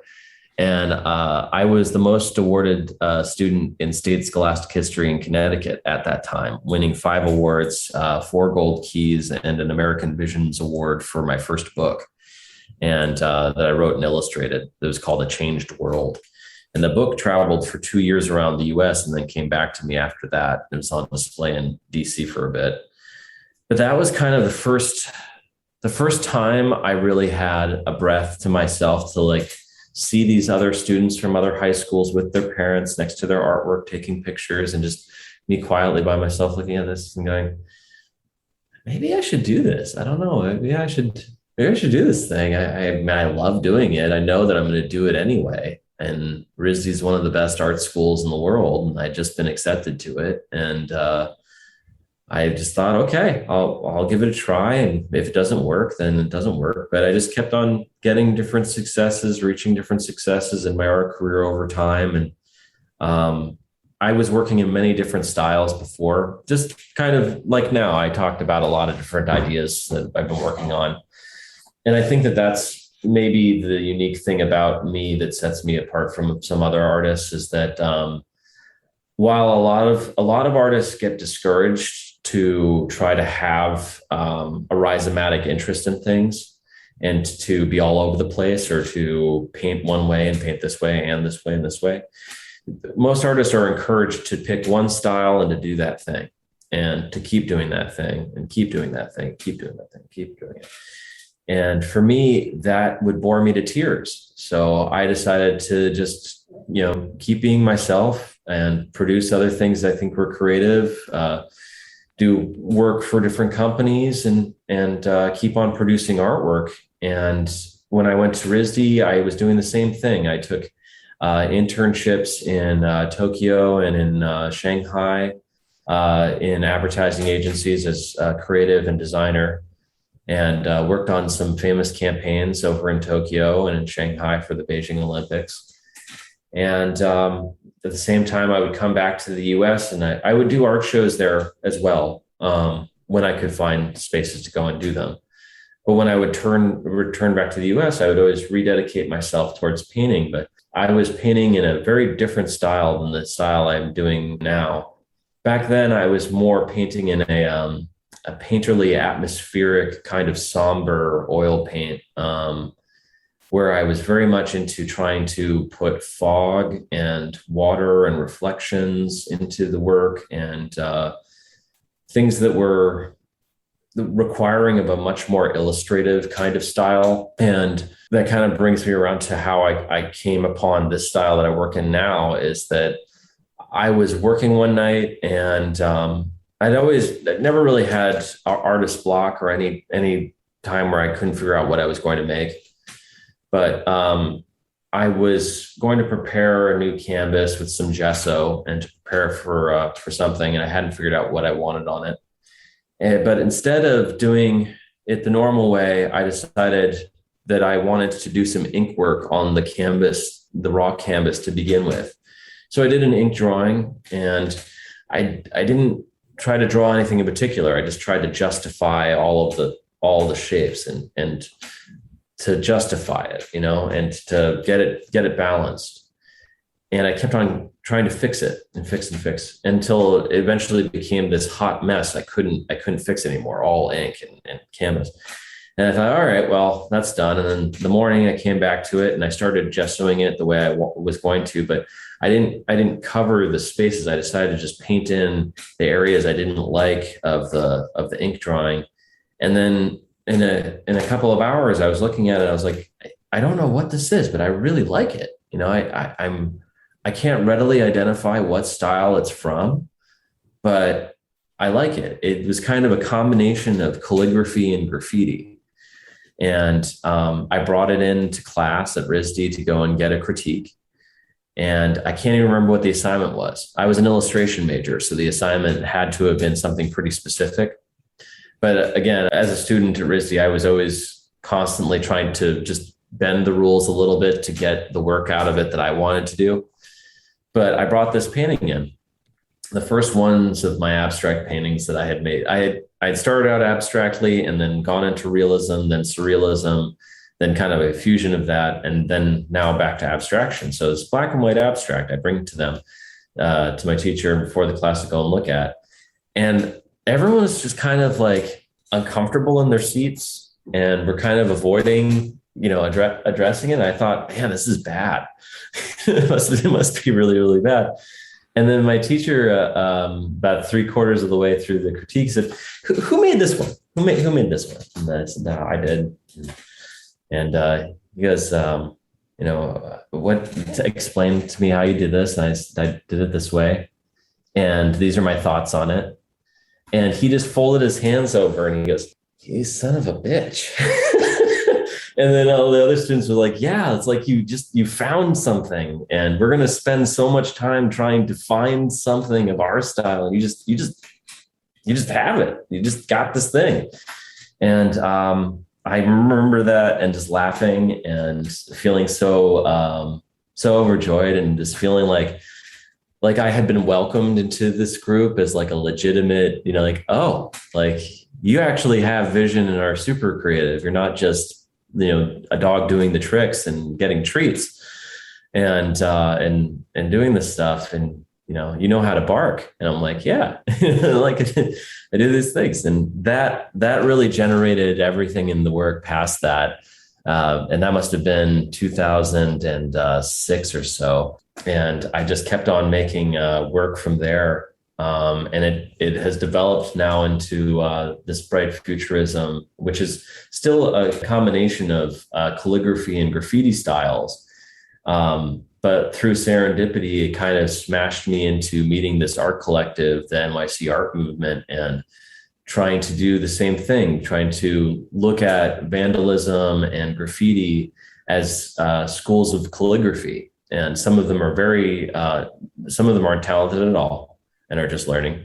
And some of them are very, very talented. And they occupy the same spaces on the street in the same areas of New York and the rest of the world that anybody can go and absorb them and learn from them or enjoy them or be disgusted by them or repelled by them. But there's also something about the street art and graffiti scene where they don't sign their work. It's not about getting recognition for their art. It's about a sense of ownership of being there and putting that timestamp and being able to say I was there then, and being able to come back to it maybe 3 years down the line and saying, yeah, no, it's still there, but nobody else knows that. And there's such bravery that's involved in the process of engaging in art as this act of defiance that I think also kind of speaks to the things I spoke to about earlier about protesting and the importance of protest to me. Is just, what is progress without a little bit of resistance? And that's what these graffiti artists are doing and constantly enforcing into the city. And what I'm trying to do now philosophically with the art collective is trying to help the city to recognize that this is our flavor, this is what we do. And there are other countries and other parts of the world that don't have this and are recognizing it as this kind of the city's camouflage and the tribal patterns of this particular group of humans. And it's starting to make its inroads into fashion. There are jackets with graffiti on it. There are high-end items with graffiti on it from different graffiti artists, some of them approved of, some of them not. but we're in this interesting tipping point where there's the struggle between it. Like Sarah Jessica Parker just did a new show or movie out in New York, and they wheat pasted over all of the graffiti in the area with other graffiti because they didn't want to pay the artists royalties to film in the natural habitat, but they still wanted the atmosphere of graffiti. So they had somebody make something for them. That's been really interesting. There's a lot of really, like right now it's been interesting in the city because there's Banksy has a show that's down the street from the show that I'm doing. It's 2 blocks away from the Triangle Loft, and it's called the Unauthorized Banksy Show because he didn't approve of it. He didn't give anybody the right to sell his work there. And he put up some pieces himself, they say, in the spot, and it was meant to be free for anybody to go and see, but they put vinyl up on the windows and they started charging $30 to $50 entry to go and see the pieces inside. You know, it's just interesting that is also fitting in with the dialogue of trying to bring art to the people, and that it's really a human right to be able to see these things. And that, you know, even if the artist, because Banksy can't show his face and can't be known, can't have his identity, can't stand up for his own rights, he gets taken advantage of a lot like that. So it's just interesting that, you know, he helped popularize the concept of street art and tagging in this new era of, harkening back to a time of like Keith Haring and Basquiat, really hitting the cities and the boroughs with the good stuff back in the 80s, you know, 70s and 80s. And, you know, being able to follow the signs of Keith Haring's stuff to cooler and cooler and cooler venues. And same thing with Samo, with Basquiat. You just know that that Samo like had these areas that he was in, and that area was cool, and kind of like he wouldn't put his stuff there if it wasn't a cool space. He'd go back to it and he'd buff it, you know. But that's the same kind of thing that's happening now, is that we're in the city right now and people are trying to figure out where they can go, what are the spaces, what's happening, where are the events, and where did something happen. And the spaces that things are happening, where people are still enjoying life and having these art shows, and, you know, but probably unfortunately not being as safe as they probably should be. You know, there's tags and stuff going up in the area to go and show that, you know, this area has been populated by a happening that's happening. And the art movement that I see forming in the city is all related in some way towards street art, street performance.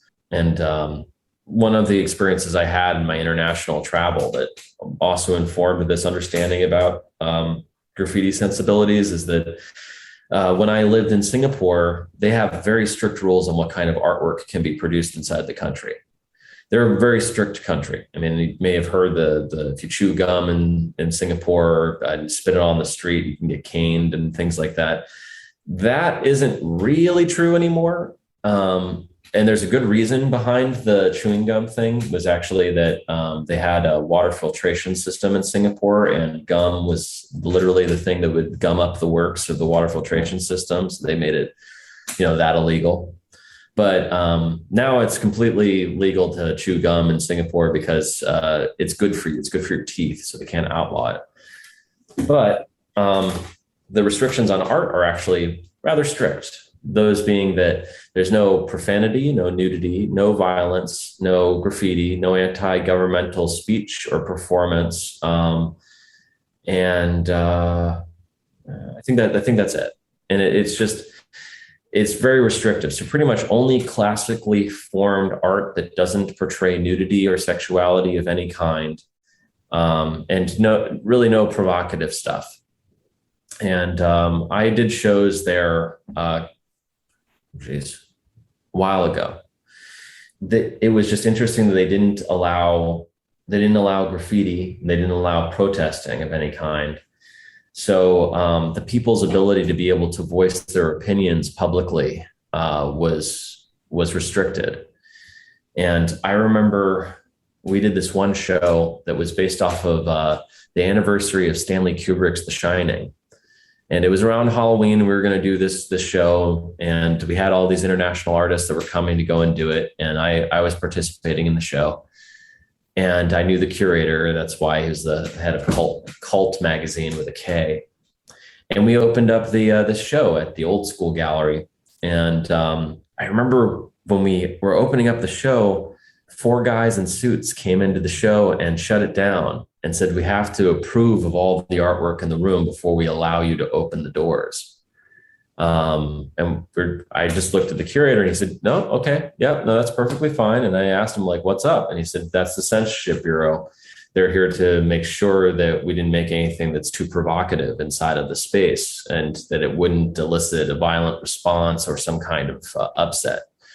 And because they're very cautious about what gets produced inside of Singapore and what Singapore is responsible for.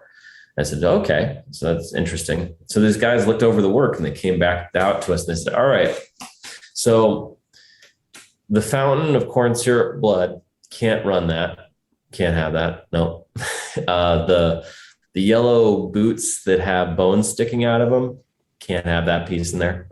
We were going to screen the movie The Shining on a projector. They're like, you can't show the movie inside the country because it's illegal here. There's things on film too that can't be shown inside of that country. And that experience, and what we ended up doing was we just opened the show and ran everything anyway. What are they really going to, are you going to insist? I don't think so. And it was great. It was a great show. But having that experience of producing artwork in such a restrictive environment and then returning back to the US and realizing what kind of freedoms we have of expression here really opened me up to the kind of artwork I wanted to produce and what I wanted to say with the stuff that I was doing and what kind of artwork I wanted to encourage other people to do. Because, you shouldn't, in Singapore, there's somebody that has that job of being the censor. They get paid to go and do it. Nobody should readily censor themselves without getting paid to do it. So that was my philosophy about it. That's one of the things I love about America. And during the pandemic, I was supposed to fly out to Portugal, and I was supposed to do a European tour last year, and it got canceled. I still got my pieces out to Amsterdam and the places I was supposed to go and send them to. But that was a blow at first. I had been feeling like I wanted to get out, and I just wanted to re-experience Europe again, the Europe of my childhood, and rekindle all these other old relationships that I had in that past. But the pandemic made me really think about locality and where I needed to be and what I wanted to do. And being here in the US really made me fall back in love with all of the aspects about what it's like to be an American and what it's like to engage with free thinking individuals that have the right to their opinions and the right to the way they live, and just each equal respect going around with everybody from different echelons. What I saw with the arts over my career as an artist here in the US as well is that the frustration I had is that as an artist, I always want my artwork to touch everyone. I want everybody to be able to enjoy it and to see it. It is for everyone, and it's for the future that belongs to everybody. But I did see it before the pandemic, all of these galleries that were trying to make it a space that was only for people with money or only for people that had an art degree or could appreciate it. And I just I didn't get much out of the traditional gallery scene or gallery world. And I think that conversation that we were having about the death of the brick and mortar art gallery scene that was happening before the pandemic is really happening now. And especially here in New York, that's certainly happening.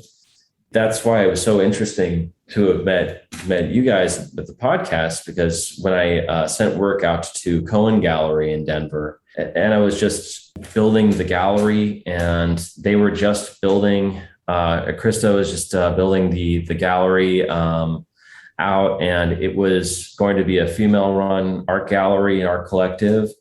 And it was right at the height of the pandemic too. And I just saw them trying to do this thing that's a difficult thing to do regardless, but in a difficult time, and to do it selflessly for their environment and to bring art to their greater community. And I just messaged them and said, hey, can I send you some stuff? I like you guys. and that's how it ended up working out. And that's how we're here now talking about this stuff. And I think that has something to do with this whole serendipitous joke that's being written that I haven't yet learned to laugh at completely. That is bringing me through these experiences and trying to bring other people and the environment into them too, through my artwork, through the efforts that I'm doing with Bright Futurism, with harrisonlove.com. We're all changing as a culture right now. And not just myself, but any artist that you look at that's in your environment that, right now, their work, whether they intend to or not, is taking a photograph of the time that they're in and what they're going through and the experiences that are happening in their life and through their lens. And all of that has this value because it's important that we be able to look back on it in the future and have nostalgia for those moments of difficulty that we all went through during this time. And what I'd like to see more of, and I do see glimmers of, is more togetherness and more empathy with fellow men. And instead of the polarizing concepts that divide us so completely from even communicating with one another, to say like, oh, this person supported this person during a political race, or that they're anti-vax, or they this or that, or you name it, some issue that compels tribes of humans not to talk with other humans or not to develop an olive branch or communicate at all. That's the most dangerous thing I've seen in the past couple of years, is the trend forming of media and what I see through the television set encouraging us to be more fearful of one another, when really we are all dealing with fear in our own ways and fear in this uncertain time. And that we can all say we share, as much as, the modes of transportation like the subway. We're all stuck in this situation. If the bus doesn't get going, we're all going to be late to work. Right. And that goes back to, I expressed COVID fatigue. It's not really necessarily dealing with the pandemic and what the virus is per se. It's how I see other people, what you just expressed, how other people are being divisive and the way they treat each other. That's what's disappointing to me. I try to find the good in people. I want to be optimistic about the future. And I think maybe that's where this whole idea of the bright futurism comes into play. So talk in depth about that. Like, what was the catalyst and how did all this come about? And you touched on it at the beginning and have mentioned it more than once through the podcast, but explain to people what this really is. I think that I created the portmanteau Bright Futurism in San Francisco in 2014 or 2013. I had already been working in a style of abstraction that's a combination of calligraphy and graffiti styles from my time living in international communities and in Japan and in China, and being influenced by the beauty and simplicity of calligraphy, and then returning to the US and seeing street style graffiti and spray cans being used in ways that were still speaking in the same vein towards calligraphy, but we're also having this whole other dialogue of being in the public domain. And that was the fusion I was trying to create and had been creating with my work up until that point in 2013. But then I think I just started to see a trend in the world that people weren't really focusing as much on the positive aspects of what was happening in the world. I was seeing people get distracted by all the negativity that they were receiving and viewing through their social media feeds and through multimedia, mainstream media outlets and in their average environment, and people being down about this particular issue and climate change and broad systemic failure issues that weigh on the psyche of the individual so much that they don't allow themselves to get out of their own head and realize that I can't do anything about these things. So what can I do stuff about? What can I do? What do I want to be a part of that's going to make the world better for my niece, my nephew, my son, my daughter, my family, my neighbor's family? And so it started by me just collecting links and things of positive things I had found on the internet, drone swarms that could be used to pollinate whole forest structures, and future materials like ferrofluid, and some other things, liquid smoke that was being used for robotics. And I was in the heart of San Francisco at the time, in this wave where the conversations we were having at events and parties were conversations I was having with people that are on the very cutting edge of the future, and they knew what it was going to be like and knew what we were coming towards. I've had conversations with people talking about how the person who will live to be 200 years old is already born, and the person who will live to be 300 years old is only maybe 20 to 40 years away. And that through a process of customizable microbiomes. These are the kind of conversations that were being had in San Francisco at the time of the creation of Bright Futurism.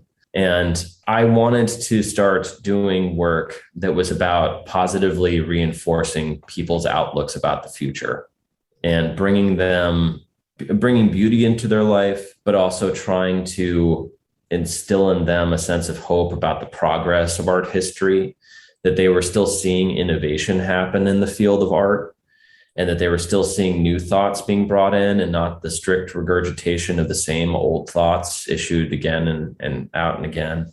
Because for me, that had always been kind of art's purpose, is that it's this continuing conversation that should never get boring and just keeps on iterating onto itself and innovating and producing more things. And that conversation keeps on getting brighter, more brilliant, more filled and varied with different kinds of tones and different languages and conversations, and artists that are producing today, and what kind of artists are influencing the art of the future. And my influences come from my international upbringing, of course, and the time I spent in China and Japan, but also when I went to RISD, I had the pleasure of meeting an artist named Julie Muretu, who is a wonderful artist who does these explosively large and very architecturally erratic paintings of scenes that really are evocative of emotions, and this whole that she creates with her work. And she won a MacArthur Genius Award grant, and she's a genius. And I was able to have a conversation with her then, and when I was back at university, that really instilled in me this sense about trying to create the future. And what she told me was that right now we're creating the future. All artists are creating the future, and we're responsible for creating an archive of what the future will be considered. And that, we're not creating, artists aren't creating the technology that is the future, or creating the systems that are going to be helpful in the future. We are creating a timestamp that will be looked at from some future vantage point at the onset of when things were changing. And that is an important thing. And it's a huge responsibility to have. And art imitates life, life imitates art, and that's still very much true. So artists have this responsibility to create something that life will eventually imitate. And that was what the thought came to me when the thought came to me about Bright Futurism is, what do I want to create with my art that life will ultimately imitate? And so I wanted to create the idea of this bright future that life will eventually imitate some of the aspects that I have in my art, that it will be brighter, more filled with more movement, more filled with the ability to be universally interpreted. It's not strictly for Americans and not strictly for English speaking world. It's not strictly for anybody. It's for everyone. I got that influence from Singapore as well, from that time of living in that very censored environment of art, that this artwork can also go there. It won't be censored because they'll look at it and say, well, I'm not exactly sure what I'm seeing here. And it's to be interpreted over time. It's not offensive. It's not violent. It might depict characters or instances of violence or things like that. But in it, for myself, I find different rapturous, beautiful things about it to be able to try to put that into paint. And I find so much joy in creating it myself. And with Bright Futurism and not just the paintings, but all of the concepts that I tried to build with it, all of them are about trying to instill in my audience and for the future positive thought formations, to create a community of people that think positively about the world and try to build positively into their world with whatever it is that they themselves know that they can affect. And I try to live by example as an artist that has dedicated himself to the pursuit of doing this particular work and bringing it out into the people and to have it influence the world that I'm in, so that people can have somebody that is an icon that they can look at and say that that person did that thing and has decided to do that thing. And we have startlingly few role models in this world right now, startlingly few people that we can look at and say that those are our heroes because of their dedication and fortitude and determination to get this done, despite in the face of all adversity, to do this, and that's better than coffee in the morning when I go to work. It's just a thing that I remember that I'm making it not only for myself, but for the future and for people that are coming to go and look at it. And the people that do own my work in their home, I get messages from them every year. Maybe it'll just be one around Christmas, just reminding me that how much they love the work and that they're so happy that it's in their home and how it's enriched the way they think about these things, and that they're showing people it, and that those people are changing too. And that's changing the way that they talk about art and the way that they engage with conversations in their homes. And that's been really rewarding for me to hear back from my audience that my artwork is enriching their life.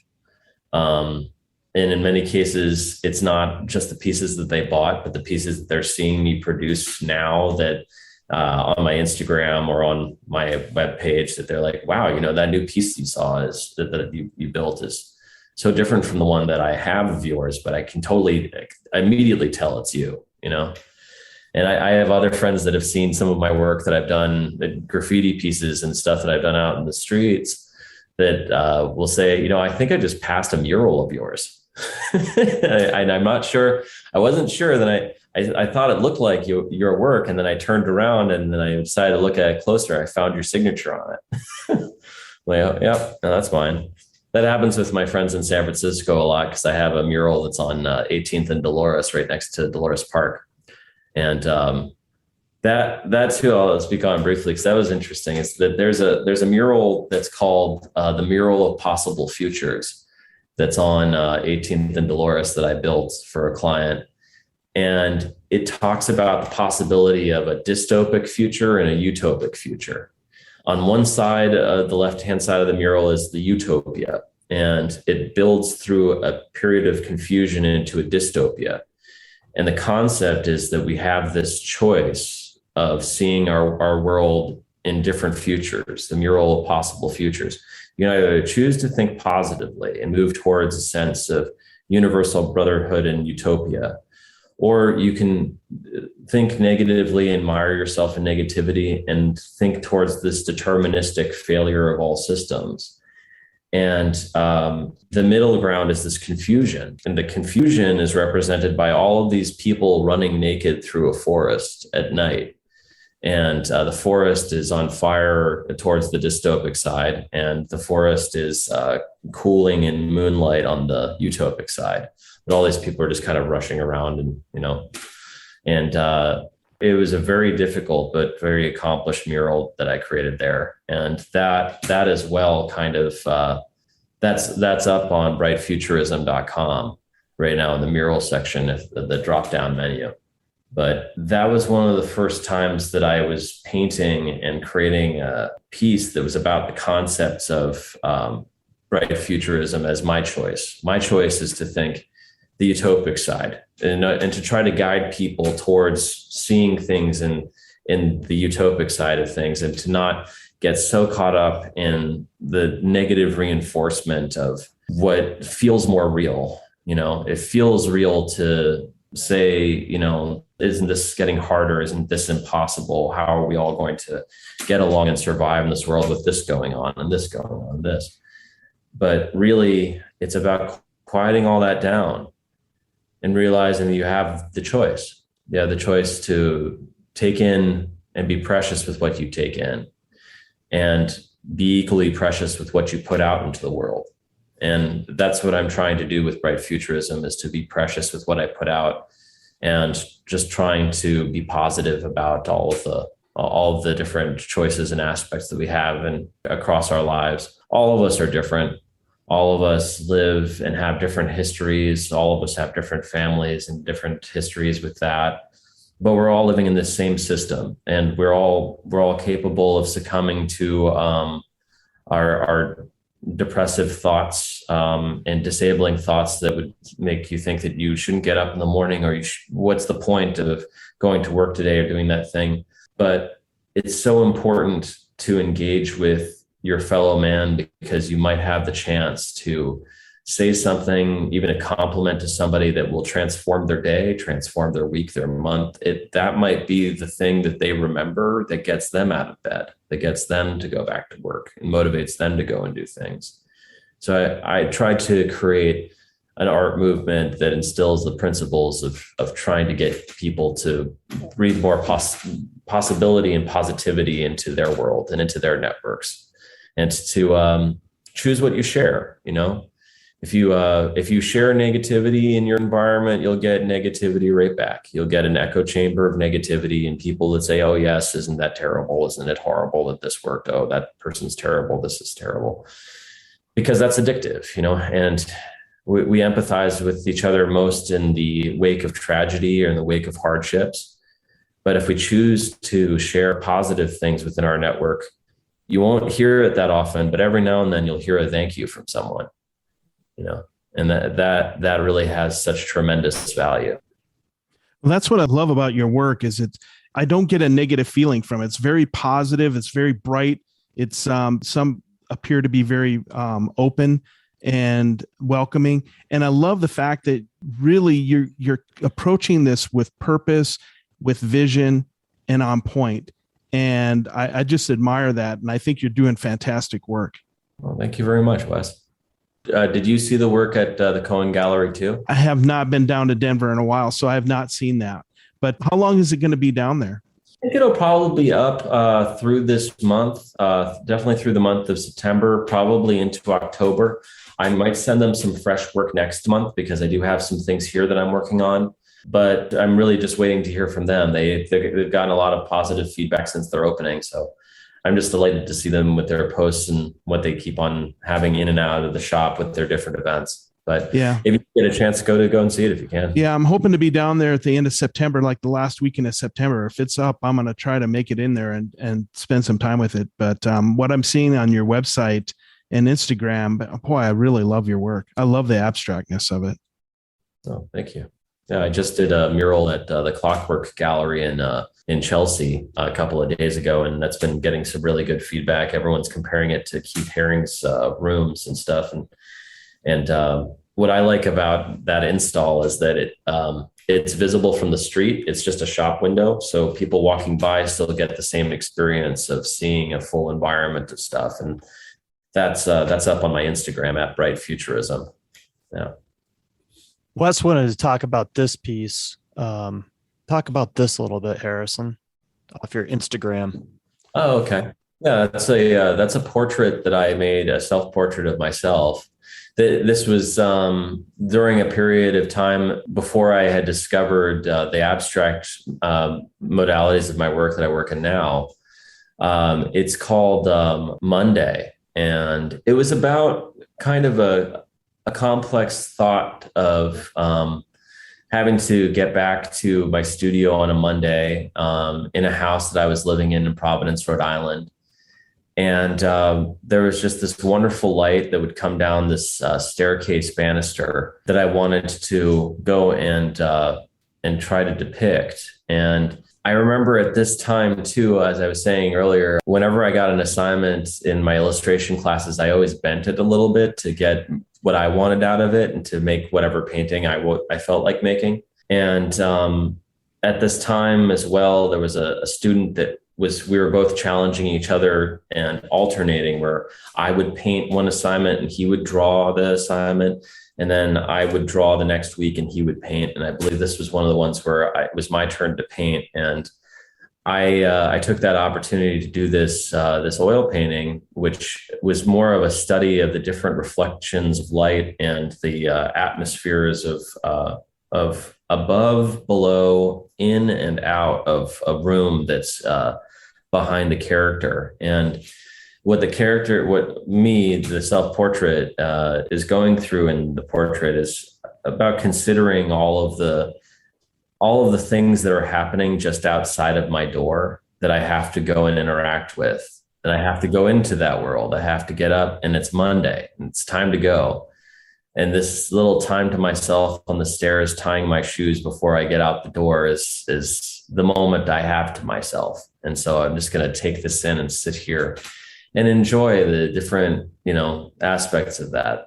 In the painting on the right-hand side, there's a little sliver of a door frame that shows you a bed and a window outside with different slivers of a reflection of that window.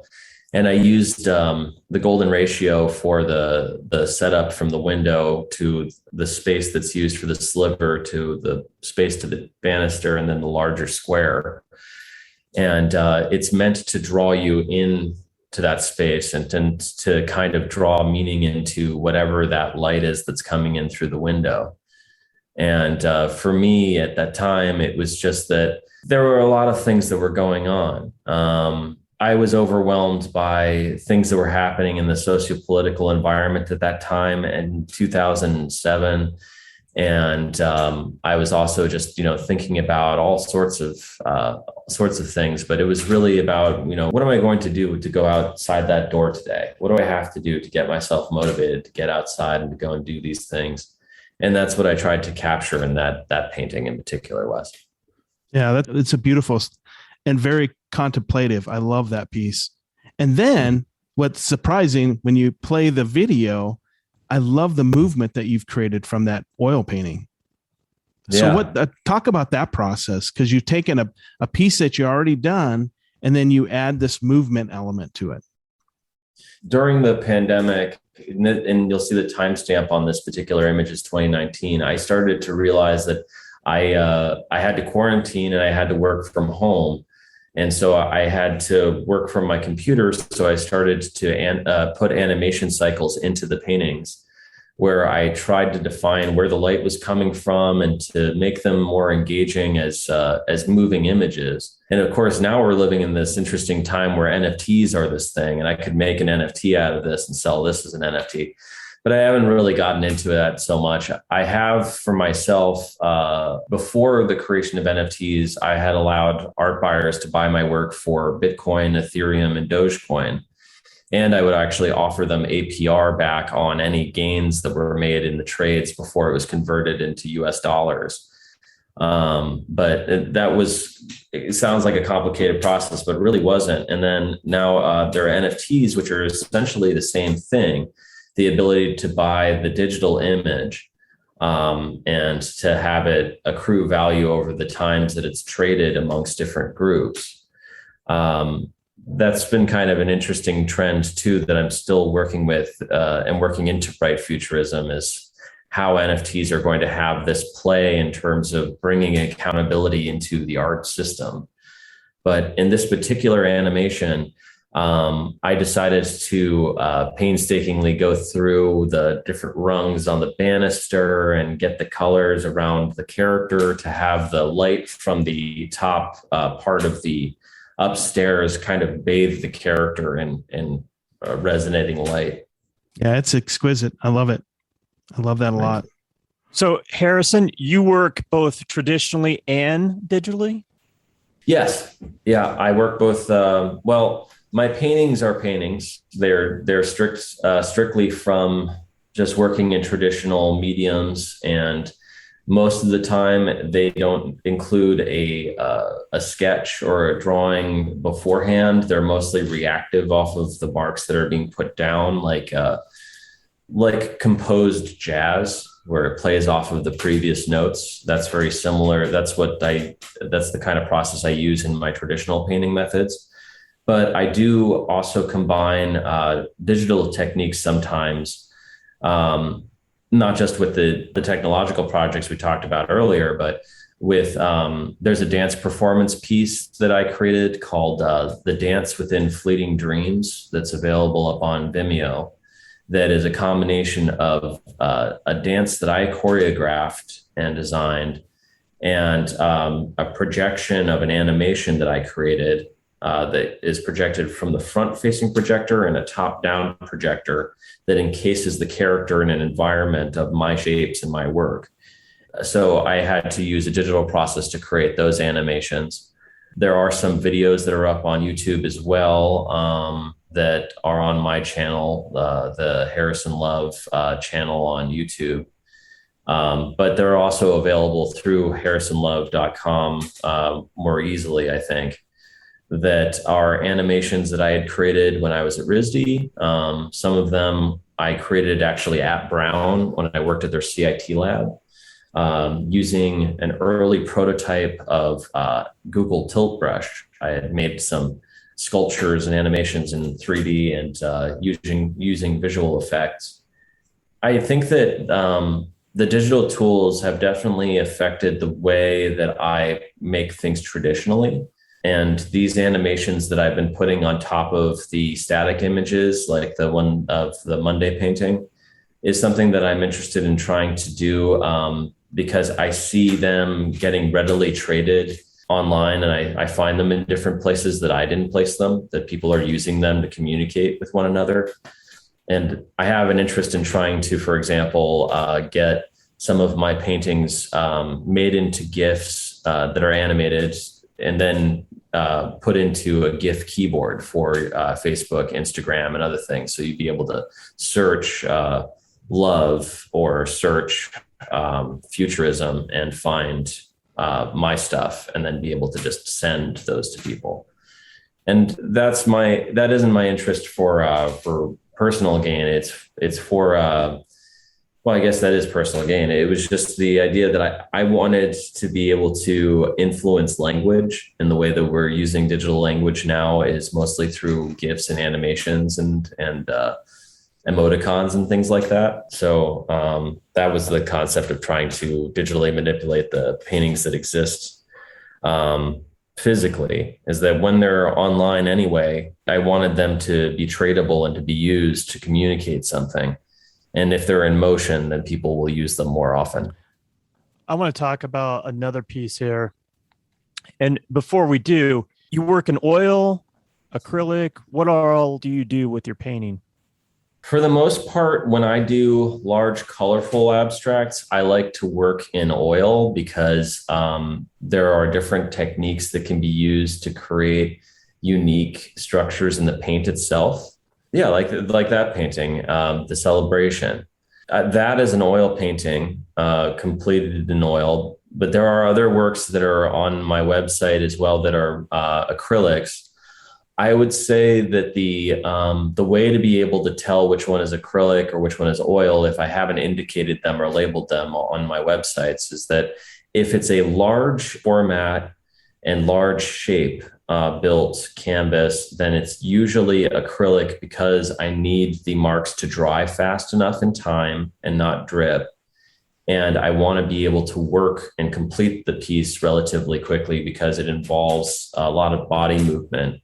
And sometimes I'll make large sticks that I'll attach brushes to get distance and be able to make broader marks with and more expressive marks with the acrylic paints, With the oils, I tend to work more closely to the surface and carefully in layers and very deliberate layers of what process is going on. And there's usually some different layers of glazes that go into oils that I don't usually use with acrylics. But on my website, there's also printmaking. There's also a textile and fabric design. It's really hard to classify everything into this whole umbrella that encompasses it all. That's why the umbrella term of bright futurism is really just an umbrella that uniquely fits all of these things that are about positive thought formations, yes, but they also include all of these mediums. And like I was saying earlier, a lot of artists are discouraged from doing all of these things at once and being multifaceted. But I'm more of a polymath, and I think in a lot of different directions. And I think of all art as every piece of artwork communicates something, and it is a communication tool.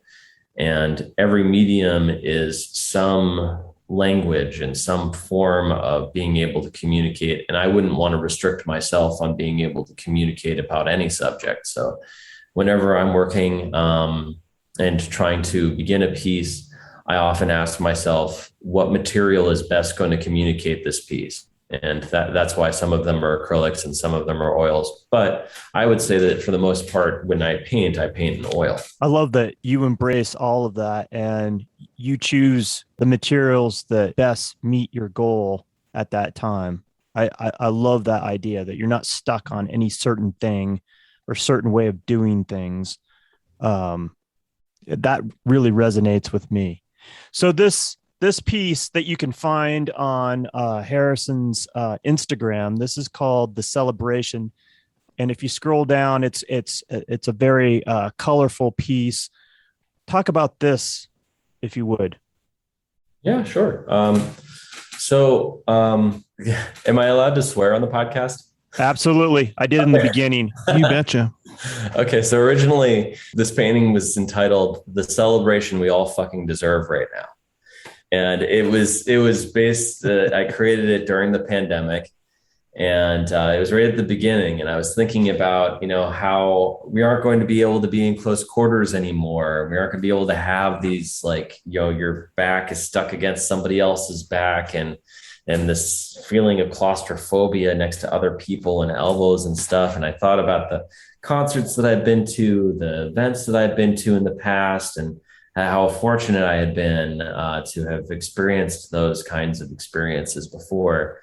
And then I was thinking about the celebration of the end of World War II in the streets of New York with the confetti and the parades and, people stealing kisses from people and stuff. And I was thinking about that. And I just put myself into this future moment when we get to celebrate after all of this, if there is an after all of this, or if it isn't continually adapting, we will eventually reach this place where this is the celebration we all deserve. And that was the concept behind the creation of this. And it's a number of different abstract figures. I don't know how many abstract figures that are all kind of moving over each other and having their hands up and tossing their hands up in the air and celebrating with the setting of the sun and this kind of chaotic landscape of foggy buildings and structures of a city.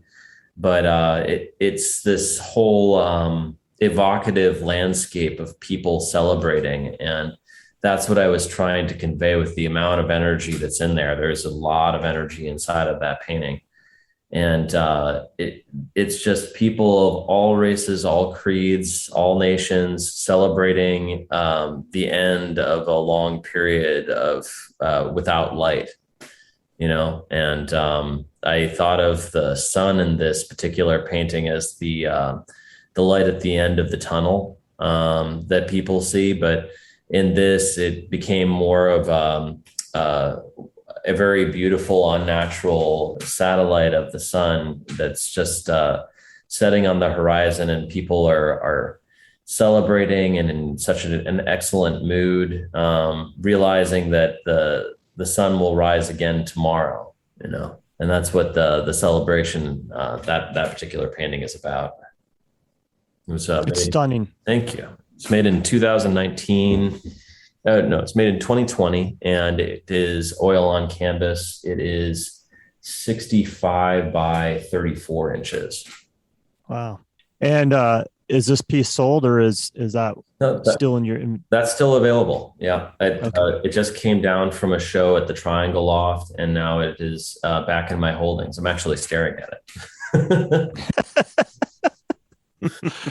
Oh, we obviously talked a little bit about how the pandemic affected your art as far as like traveling to different shows and stuff. You were still able to exhibit last year and this year.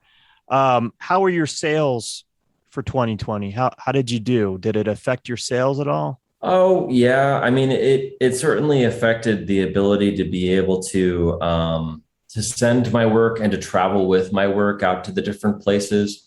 I make better personal sales when I get to be there, because for me, it's about developing a relationship with my art buyers. I don't just want people to buy the work. I want them to be able to take care of it for the rest of their lives and to value it enough that they would never sell it. One of the things that I learned in the course of my career as an artist, which may help other artists as well, is that someone may be able to afford your work and buy it for its price point and never have any interaction with you whatsoever. But they'll be looking to try to either sell it or value it for their insurance, and that's the only value that they see in it. But really, the moment that we start to begin to value artwork in dollars and cents, we cheapen it. It's priceless and has intrinsic value. And when I sell my artwork to my art buyers, it's about building relationships, that you're not just getting a painting, you're getting charisma for the rest of your days because you have a story about how you met me at this time and had this painting during this particular thing that was going on. It's a story that you'll always tell around it. And that's the value that I try to instill in my art buyers when they buy it. But that often requires me to actually be there and to do a physical show with them. And I think that it definitely, the pandemic definitely affected the way that I do sales, but I also think that positively, people were spending a lot of time inside and thinking to themselves, that wall needs something. So my kitchen living room, it needs something about this place. And I don't know, I've sold several pieces to people that are thinking that we're going back into a time of quarantine because of the fall and the winter and things like that. So people are starting to buy up artwork for their homes and starting to prepare for the, quarantining again, if that's what's necessary, or just spending more time inside. But yes, it definitely did affect some of my sales in the international community, not being able to travel through Europe on that art tour. I probably would have made a lot of connections out there and been able to sell into the international market more. But here in the US, I was glad to be met with the challenge of what to do and what I can try to do to keep myself busy here, running that art gallery in Connecticut, and now trying to help this art movement build their manifesto and do art shows into the city. It's a challenge, and it's something that's changing the way that I'm making artwork every day. And so I'm so appreciative of that. That's the kind of positive attitude I have towards it, is that, I forget who said it, but it was that, I think it was a Buddhist monk that said this, or it might have been the Dalai Lama, but it was that difficulty is here. I celebrate it. I am grateful. And it was the difficulty is here. It's around every day. And whenever I encounter some little bit of difficulty in whatever I'm doing, I'm grateful that I have something that's compelling me to problem solve it, figure it out, How do you go about selling most of your art? Do you have a lot of gallery representation? You mentioned that, and I'm glad you spoke to this, that connection is very important between you and that potential art buyer. Talk a little bit about how you go about selling art. I do have people, I do have art reps. I'm represented by the San Francisco Museum of Modern Art's Artist Gallery. And the person who sells my artwork out of there is Alberto Cosio. And he does the corporate art buying arm of the SF MoMA over there and places large abstract artworks with companies that rent them. But I also have the Neutra Museum is representing me in LA, and the Cohen Gallery out in Denver is representing me there. And the NYC Art Movement is representing me here in New York. It's mostly me representing myself with them here in New York, so it gives me a bit more control. When I make my art sales, I tend to make more art sales online initially from people that are finding my work online and become interested. And then we develop a conversation about how and when this would be possible, if it's a commission or whether it's something that I already have in my holdings that they are interested in. Oftentimes when I'm taking on a new client or a new patron, I'll encourage them to go for a commissioned piece for something new for their home, because that gives them kind of co-authorship of the work. They get creative input and several rounds, 3 rounds or so of creative input into how the work is getting made and what is getting built. But I always have them from an initial starting point on commissions, choose 3 or so paintings of mine from my website that they would like something that looks similar to this. And I will try to make something that looks something similar. That I choose that route most often because that helps the art patron that might be new to being a patron feel more comfortable about their choices in purchasing something, because when they have co-authorship of it, then they also have that story that they helped in creating it when their friends come over and see it, or if their family is there, they see it. With the actual work that I have in my holdings, what I do is I sell the work either for the whole price out or, and I'm not sure whether they talked about this earlier, but I had to develop a different system for selling my artwork because when the Museum of Modern Art took in some of the work, it became too expensive for my friends and followers to be able to afford. And these are people that have been following my art career my whole life, and they've really been supportive. And they've come to my shows and they've come to my defense online. They've done all of these things for so long. And I might see them at one of my art shows and they'll say, I really love that piece. I wish I could buy it, but that's a bit expensive right now and I can't do that. And the truth of it is that I really want them to have that work. They should be able to have it. So what I do is I offer the ability for anybody to be able to purchase the work at a value of 10% of the whole painting's value over a period of months, like layaway. You pay 10% every month until the painting is paid off over a period of 10 months. And if you can't pay for some reason or another, one of the months or somewhere in between, we barter, we work out a trade. I get to stay at your Airbnb or treat me out to dinner at some point. We figure out something like that, because for me, the monetary issue shouldn't disable people from being able to engage with the work or have it in their home. My whole thing is about building relationships, and the barter and trade of it is really an important aspect of that to me. Like, for example, I traded one of my paintings that was valued at $3,000 for access to a person's Airbnb in San Francisco for life. And that's something I'll always be able to use. I'll never manipulate it or take advantage of it so much that I would be an inconvenience anyway.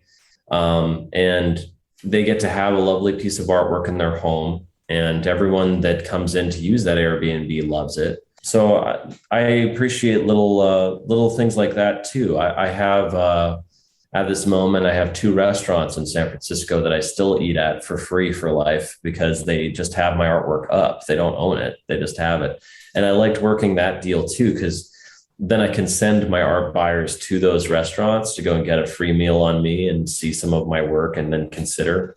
And so it's that kind of nuance that I try to add towards the sales of my work that have helped me in my art career, is to try to find these things instead of being really cold nosed about it and saying, that piece is going to be $40,000. And if you can't afford it, then get out of my shop kind of thing.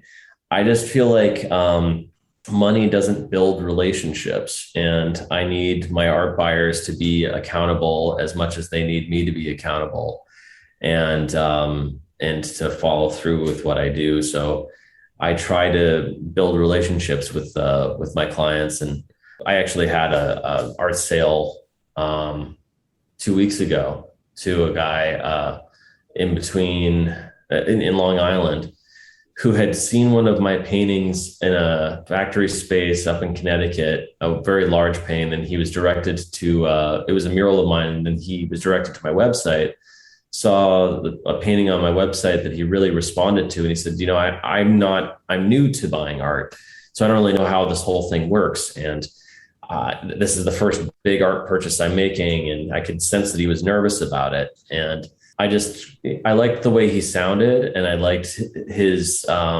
genuineness that he had, that I just said, look, I can already tell I want you to have that painting. I want you to have that piece because you really responded to it. It affected you so much. It should be in your home. So let's figure this out. I do this system of charging 10% every month until the painting is paid off at a bare minimum. I also offer 50% upfront and then 50% upon delivery of the piece if I'm shipping it, and the ability for you to keep it for 2 weeks. And if you don't like it, you can send it back, and I take the deposit onto the commission for a new piece, or for a deposit onto something else that you like, because it has to have some flexibility. You don't know whether, especially if you're buying the work that's online, it may look different in your home. So I give them the ability to have a little bit of flexibility. So I explained this to him, and I said that I do this, and he said, okay, well, I'll opt to do the 50% now, and we'll do the 50% upon delivery. And I brought the piece to his home and just showed it to him, and just did the 50% then when I delivered it, and he was so grateful for that experience. He said, thank you for being so flexible about that, because it got me to not think about it in the way that weighing its expense versus the expense that I have to pay to fix my roof in my house, this versus that, and comparing it to that when I shouldn't make those comparisons.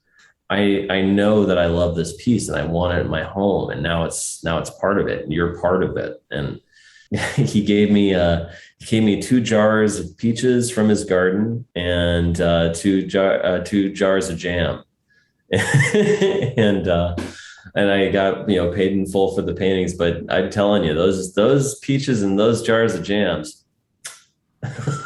just delicious. And I just love that kind of experience and nuance of doing that. I think that anybody that's an artist right now that's trying to figure out how to price their work and how to make sales, the advice I can offer to them, or that some advice that I got a while ago, when you're hanging your show, the way you should price your work is you should imagine what would happen if somebody came in and said they want to buy all of it. I want it all, wrap it up and put it in my car, put it in my fleet of vehicles. I want to take it all. How much would you sell all of the work in the show if somebody came in and did that? Now, if you look at it and you say, well, $10,000 for the whole show, that's probably 2 to 3 years, maybe depending on how you work as an artist, years of your life that you're selling there. You're going to have to build all of that work up again. Is that really worth $10,000? So you got to think about it like that. And then, so you price the whole show about how much you would like for these years of your life to put together this show in this space. And then you divide that by the number of pieces, and you figure out which pieces should be deserving of that price amount and which ones should be more expensive for whatever reason, whether they're the bigger, more complicated, were done at a more complicated time in your life, or were made during a certain period of your life. there are reasons that they have that value. And really, you have the ability to sell your work the way that you like to sell it. And you don't just want to have art buyers, you want to have art supporters and patrons that will continue to support you, beyond the initial sale. You want somebody that, if they have kids, to give you updates every year on the progress of how their kids are doing and other things, because you're now a part of their home and their life and the lexicon of how they talk about artwork. And it's important that you maintain that kind of relationship if you choose to. For some artists, it's just about once the piece is sold, then it's done. But for me, I could speak personally about that, how it needs to be a personal relationship, because I've had art buyers that unfortunately have passed away and they didn't have any direct family of their own, and their cousins come in or whoever comes in and they don't see value in the artwork. They just got the house and sell it wholesale and throw everything out. Some of my artwork in my high school days got thrown out with some prints of Matisse's into the same dumpster from one of my art buyers' houses. I couldn't believe it. So it just really made me realize I needed to know where the work is, have an open line of communication with them so they can tell me if something, God forbid, gets damaged, or if they want to buy a wedding gift for their new daughter-in-law that's by the same painter because she loves that painting in their house. You don't know, and really it is about communicating. Art is about communicating. And so it should be about creating lasting friendships and relationships too. That's great advice. And people should really take heed to that. I hope that they do. Yeah. A lot of artists are struggling to try to, get motivated to speak about their artwork or to let people know that it's for sale. With every business, it's about trying to make it easy for your clientele to buy your work and to communicate with you. And I know that on my websites, I have an email that people can reach out to me to, but I don't have my listed phone number or anything like that.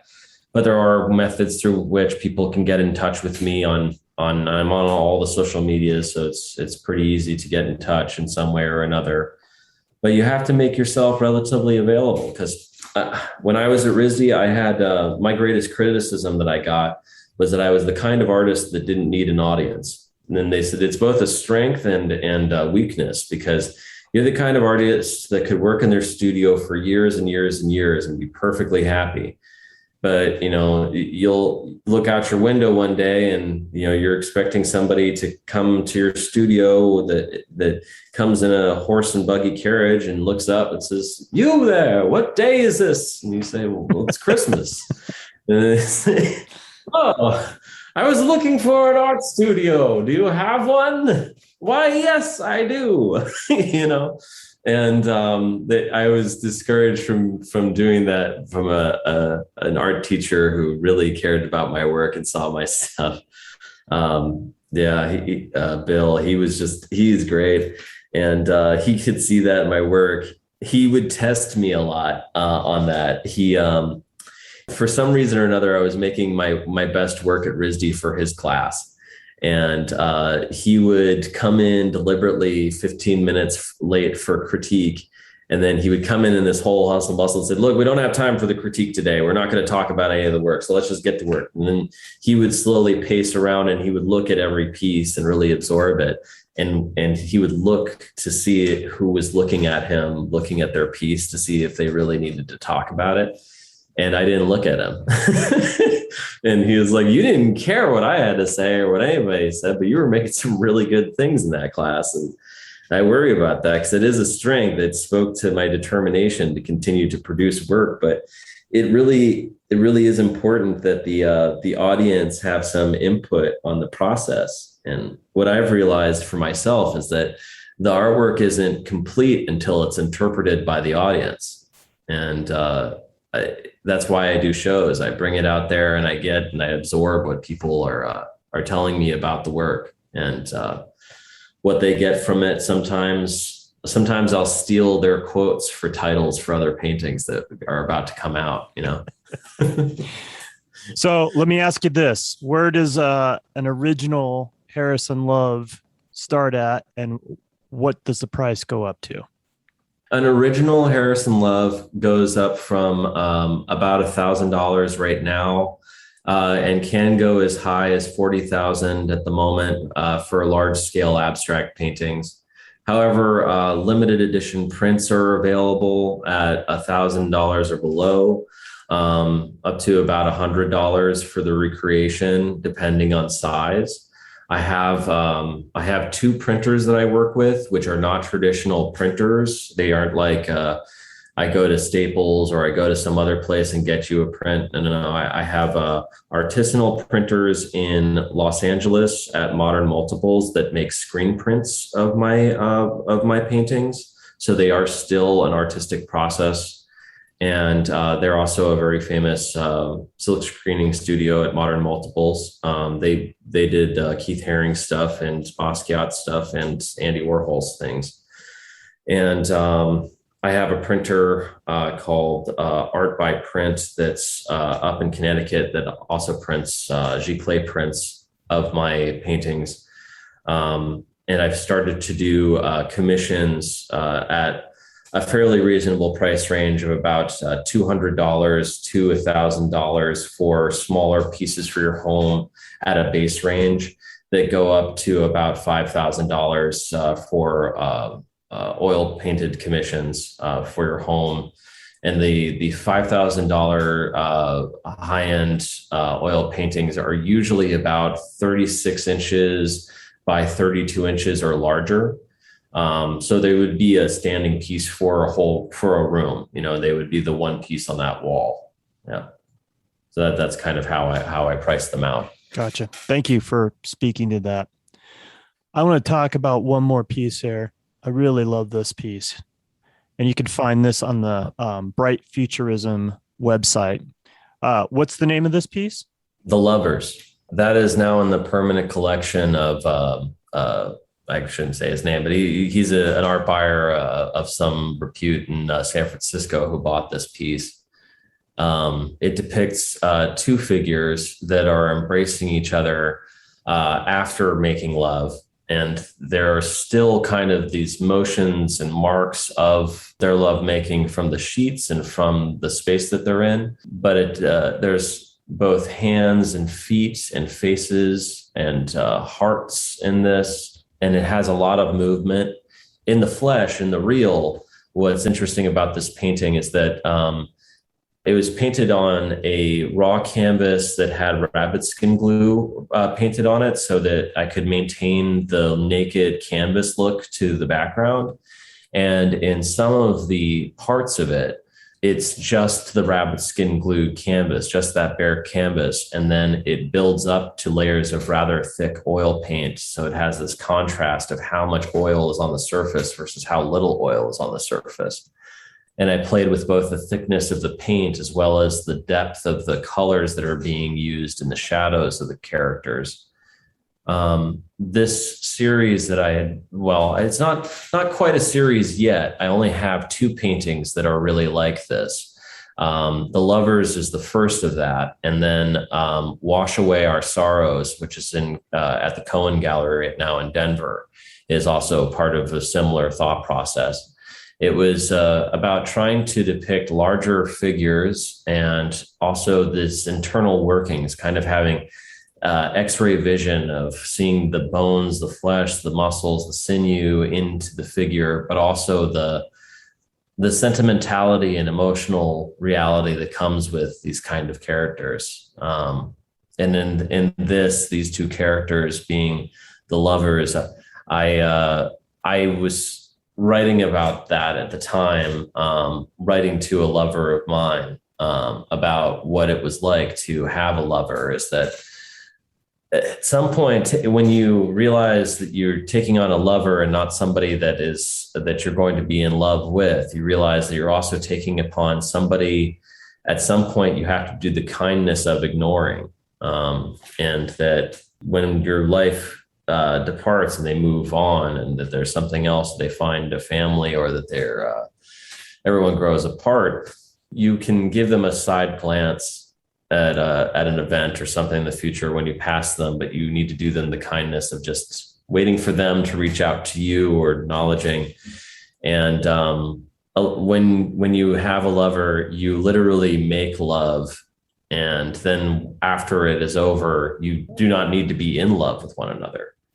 And that's what I had with this woman, and that I was painting about with this particular painting that inspired this one. And I'm really glad that you brought this one up. I like this painting too, very, very much. It's phenomenal. You can find the lovers on the main page of brightfuturism.com.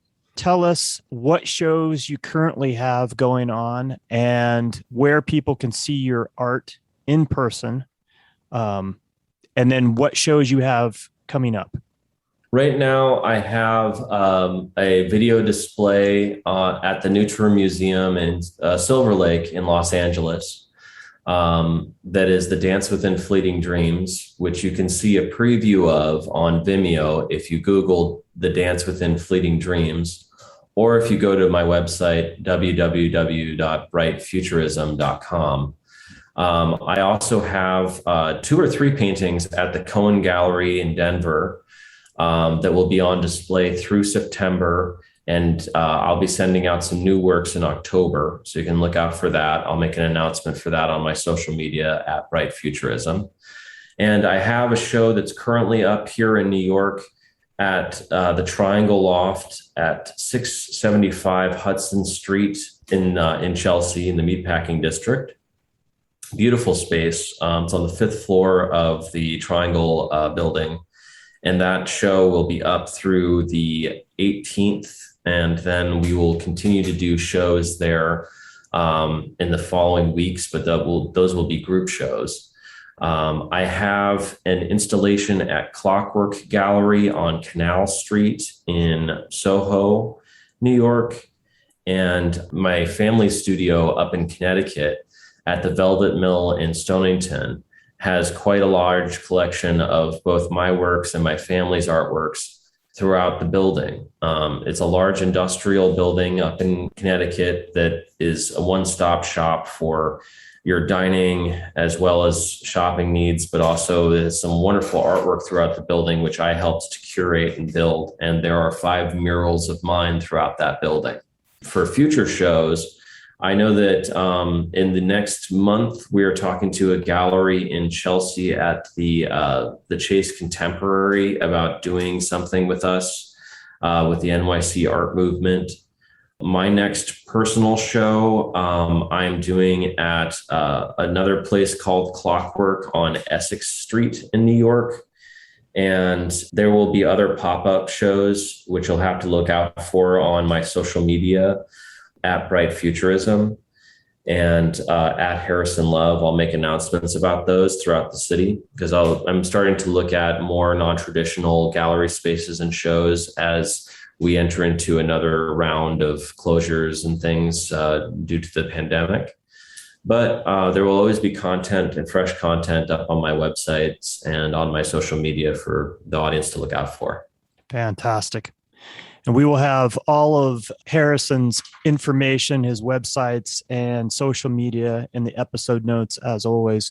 Harrison, thank you so very much for spending the time that you did with us this evening. I sincerely appreciate it. I say this time and time again that time is the most precious thing that we have. So the fact that you were willing to spend a few hours with us, that means the world to us. Oh, thank you guys too. It was wonderful. It was an honor to be on your podcast, and it was just great the way we connected on this. Thank you. Yeah. And I once again, I want to iterate that I really like your passion and your vision. And I think, once again, I think you're right on point. So I'm going to continue following your work, and I'm going to try to make it down to Denver to see your stuff down there, if not in September and October for sure. So thank you so much. It's been great to sit down with you. I appreciate it. Well, thank you so much, Wes. I want to leave off with this one last bit before we sign off for the week. And you can find this under Harrison's Bright Futurism website.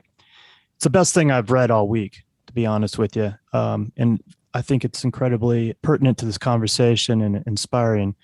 But if you go under his website, and there's a section that talks about bright futurism and what it's about, he writes, "One looks into an abstract painting, not at it, and what you find there is your own. Like starting out into depthless landscapes like the ocean or the starry night, it instills in all of us a sense of how small we are and how broad the world of possibilities are. In them, we free our mind to find the thought we can only find without seeking intentionally, like forgotten money in one's back pocket." For the Tenet Podcast, I'm Todd Pearson. And I'm Wes Brown. Have a great week.